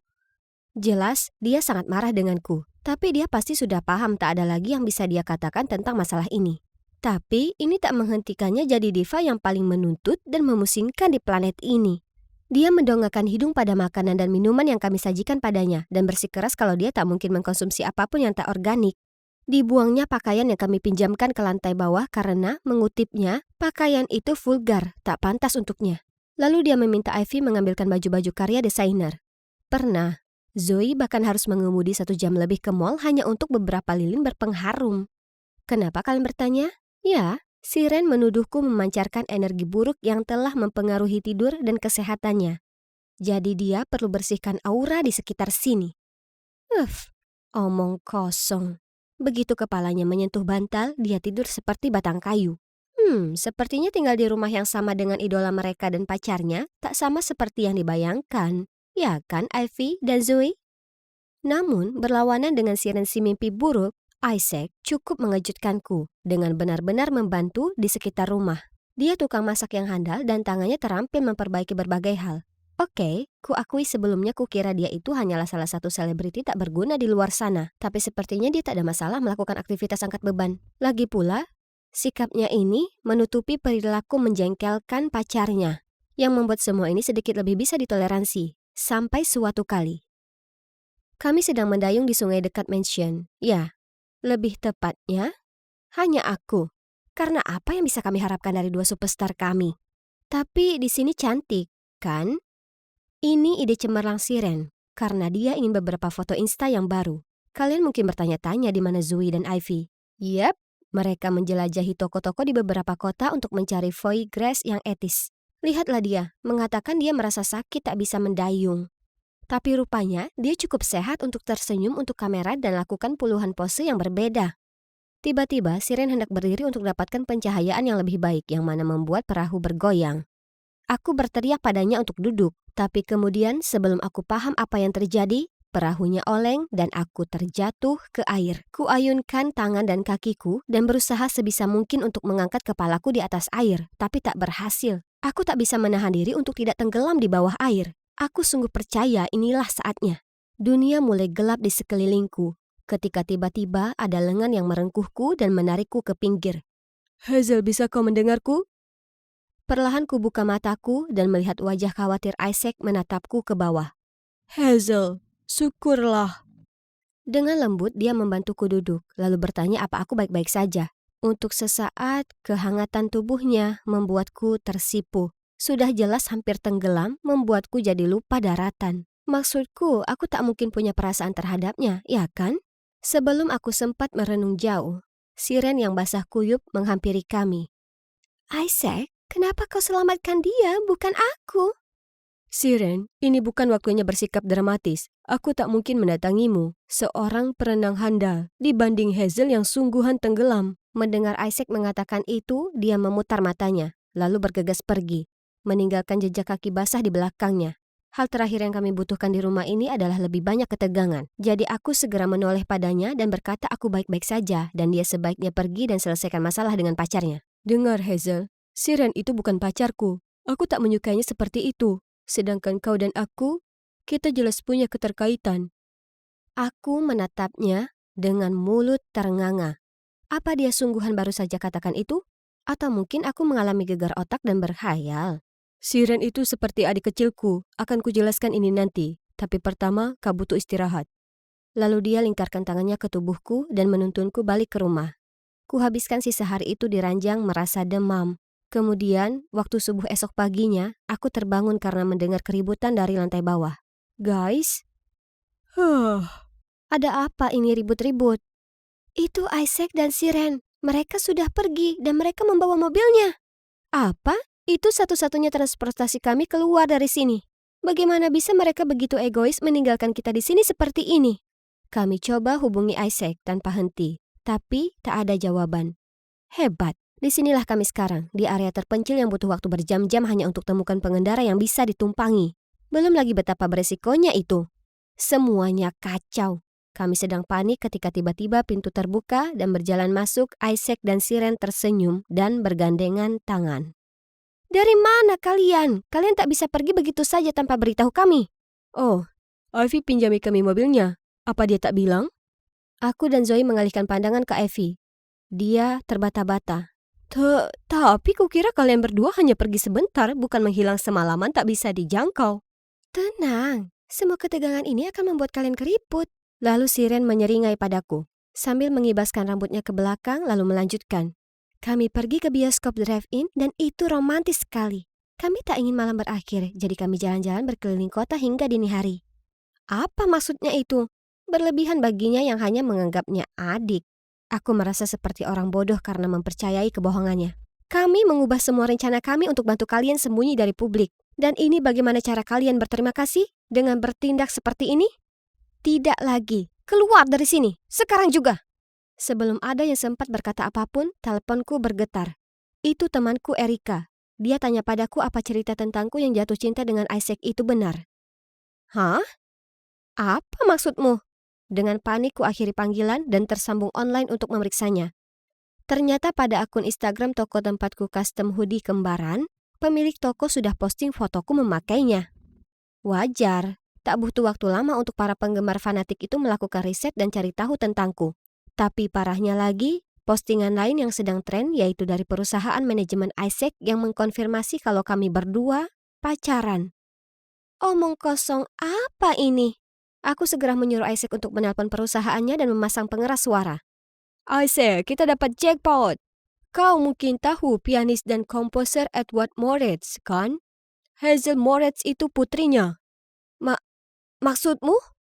Semua orang tersentak kaget melihatku. Mungkin ini waktunya bagiku mengungkapkan rahasia masa laluku, kebenaran yang tersembunyi sekian lama. Ya, Edward Moritz itu ayahku, tapi aku janji pada diriku sendiri 10 tahun lalu bahwa aku tak akan pernah bicara lagi dengannya. Manajer Isaac lanjut bicara lantang mengenai bagaimana skandal denganku akan menguntungkan karir Isaac, jadi tak perlu menyembunyikannya. Di saat itu, Siren tersentak. Kau ini bicara apa? Hei, apa kamu dengan Siren lagi? Aku sudah bilang padamu agar tidak berurusan dengan cewek itu lagi, kecuali kau sendiri mau cari masalah. Diamlah! Siren dengan geram merebut ponsel Isaac lalu mengakhiri telepon. Isaac, beritahu semua orang kalau yang kau cintai itu aku, bukan dia. Siren, kita tak pernah menjalin cinta. Kau sudah kelewatan. Apa? Kalian berdua tak pacaran? Jadi kami salah paham dengan semuanya sejak awal? Aku langsung tahu kalau ada yang tak beres. Tapi kau pura-pura jadi pacar aslinya dan perlakukan kami seperti bawahanmu. Siren berdiri di sana dengan wajah memerah, tangan terkepal. Aku memberimu hatiku, tapi yang kau lakukan hanyalah menyakitiku. Kali ini kamu membuat kesalahan besar, Isaac. Tunggu dan lihat saja. Siren pergi ke kamarnya, tapi kali ini tak satu pun dari kami menghentikannya atau menenangkannya. Esok paginya, kami tahu kalau Siren sudah tak ada. Tak ada satupun tahu di mana dia berada. Kami semua hanya berharap dia tak terlalu tersulut amarah yang akan menyebabkan lebih banyak masalah bagi kami. Dengan segera kami kemasi barang kami ke mobil, bersiap kembali ke kehidupan normal kami. Saat entah dari mana, sekumpulan reporter dan jurnalis muncul dan mengelilingi kami. Isaac, Nona Siren White sudah menuduh Nona Moritz menghancurkan hubungan kalian. Apa itu benar? Apa itu artinya Anda lari dari semua pertunjukan untuk pergi kencan rahasia dengan Nona Moritz? Nona Moritz, ayah Anda diketahui telah menghancurkan tak hanya keluarga Anda tapi juga keluarga lainnya. Semua demi keinginan egoisnya sendiri. Apa Anda sedang mengikuti jejaknya? Kilat blitz yang menakutkan ada di mana-mana. Tiba-tiba kudapati diriku terbawa kembali ke hari mengerikan 10 tahun lalu. Saat perselingkuhan ayah diketahui publik dan para wartawan memburu kami persis di tempat ini. Kilatan blitz tanpa ampun itu sama hebatnya sekarang dengan saat itu. Kenangan wajah ibuku yang bingung muncul di benakku, mata yang sembab, pipi basah oleh air mata, dan tatapan penuh ketakutan. Tapi wartawan tak hentinya mencecarnya dengan pertanyaan, tanpa peduli kondisinya yang rentan.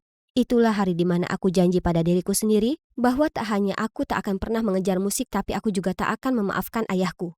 Dalam kepanikan, ada tangan yang menarikku masuk ke mobil dan kami berkendara pergi dari kerumunan. Itu Isaac. Dia memasang musik piano untuk membantuku tenang, lalu dia lanjut mengemudi. Akhirnya berhenti di sebuah toko kelontong kecil. Hazel, minumlah ini. Maaf telah menyeretmu ke dalam semua ini. Masalahnya, aku sudah cukup lama tak puas dengan perusahaan manajemenku. Mereka tak perbolehkan aku membuat musik yang kuinginkan. Tapi aku tak menyangka mereka akan serendah itu memaksaku masuk ke jaring kebohongan mereka hanya untuk ketenaran. Aku tahu perasaanmu. Aku dulunya ingin sekali jadi pianis seperti ayahku, tapi kemudian dia menghancurkan mimpiku. Untuk memajukan karirnya, ia menyelingkuhi ibuku dengan wanita bersuami lalu tinggalkan keluarga kami. Aku mulai membenci dunia keartisan yang rumit. Aku bersumpah tidak akan jadi salah satu dari mereka. Dan kemudian perlahan aku juga mulai benci suara piano. Aku turut prihatin dengan cerita itu. Tapi seni tak bisa disalahkan. Itu cerminan kebohongan sesungguhnya, bukan begitu? Aku sudah dengar melodi pianomu dan kau sungguh berbakat. Jujurlah dengan perasaanmu dan jangan biarkan siapapun mengganggunya. Berusaha mengingkari hasrat dan emosimu sendiri hanya akan membuat dirimu sengsara. Isaac benar. Aku sudah biarkan kesalahan ayahku mengubah jalur mimpiku. Tak membuat musik membuatku merana. Rasanya seolah ada bagian dari diriku yang hilang. Sesuatu yang tak bisa diisi oleh hal lain. Kenapa harus aku yang menderita seperti ini? Bukannya aku yang sudah lakukan kesalahan. Lihat aku sekarang. Apa kalian bisa percaya itu? Telah kuhidupkan lagi hasratku untuk main piano dan sekarang aku lebih bahagia dari sebelumnya. Setelah semua drama bintang pop yang kabur itu, Isaac keluar dari perusahaan manajemennya dan berkolaborasi denganku membuat musik sebagai seni yang murni. Ini adalah acara amal kami yang terbaru. Cukup apik, bukan? Itu semua berkat Zoe dan Ivy. Mereka sekarang bekerja untuk kami. Mereka bertanggung jawab menyusun jadwal sibuk kami dan mengatur acara kami. Kami berempat jadi tim terbaik. Kurasa kalian bertanya-tanya apa yang terjadi pada Siren. Terakhir ku dengar dia mengincar lawan mainnya di film terbarunya. Aku hanya bisa bilang semoga dia beruntung. Sedang Isaac dan aku, karena media menyatakan kalau kami ini pasangan, sebaiknya kita ubah saja berita palsu itu jadi nyata.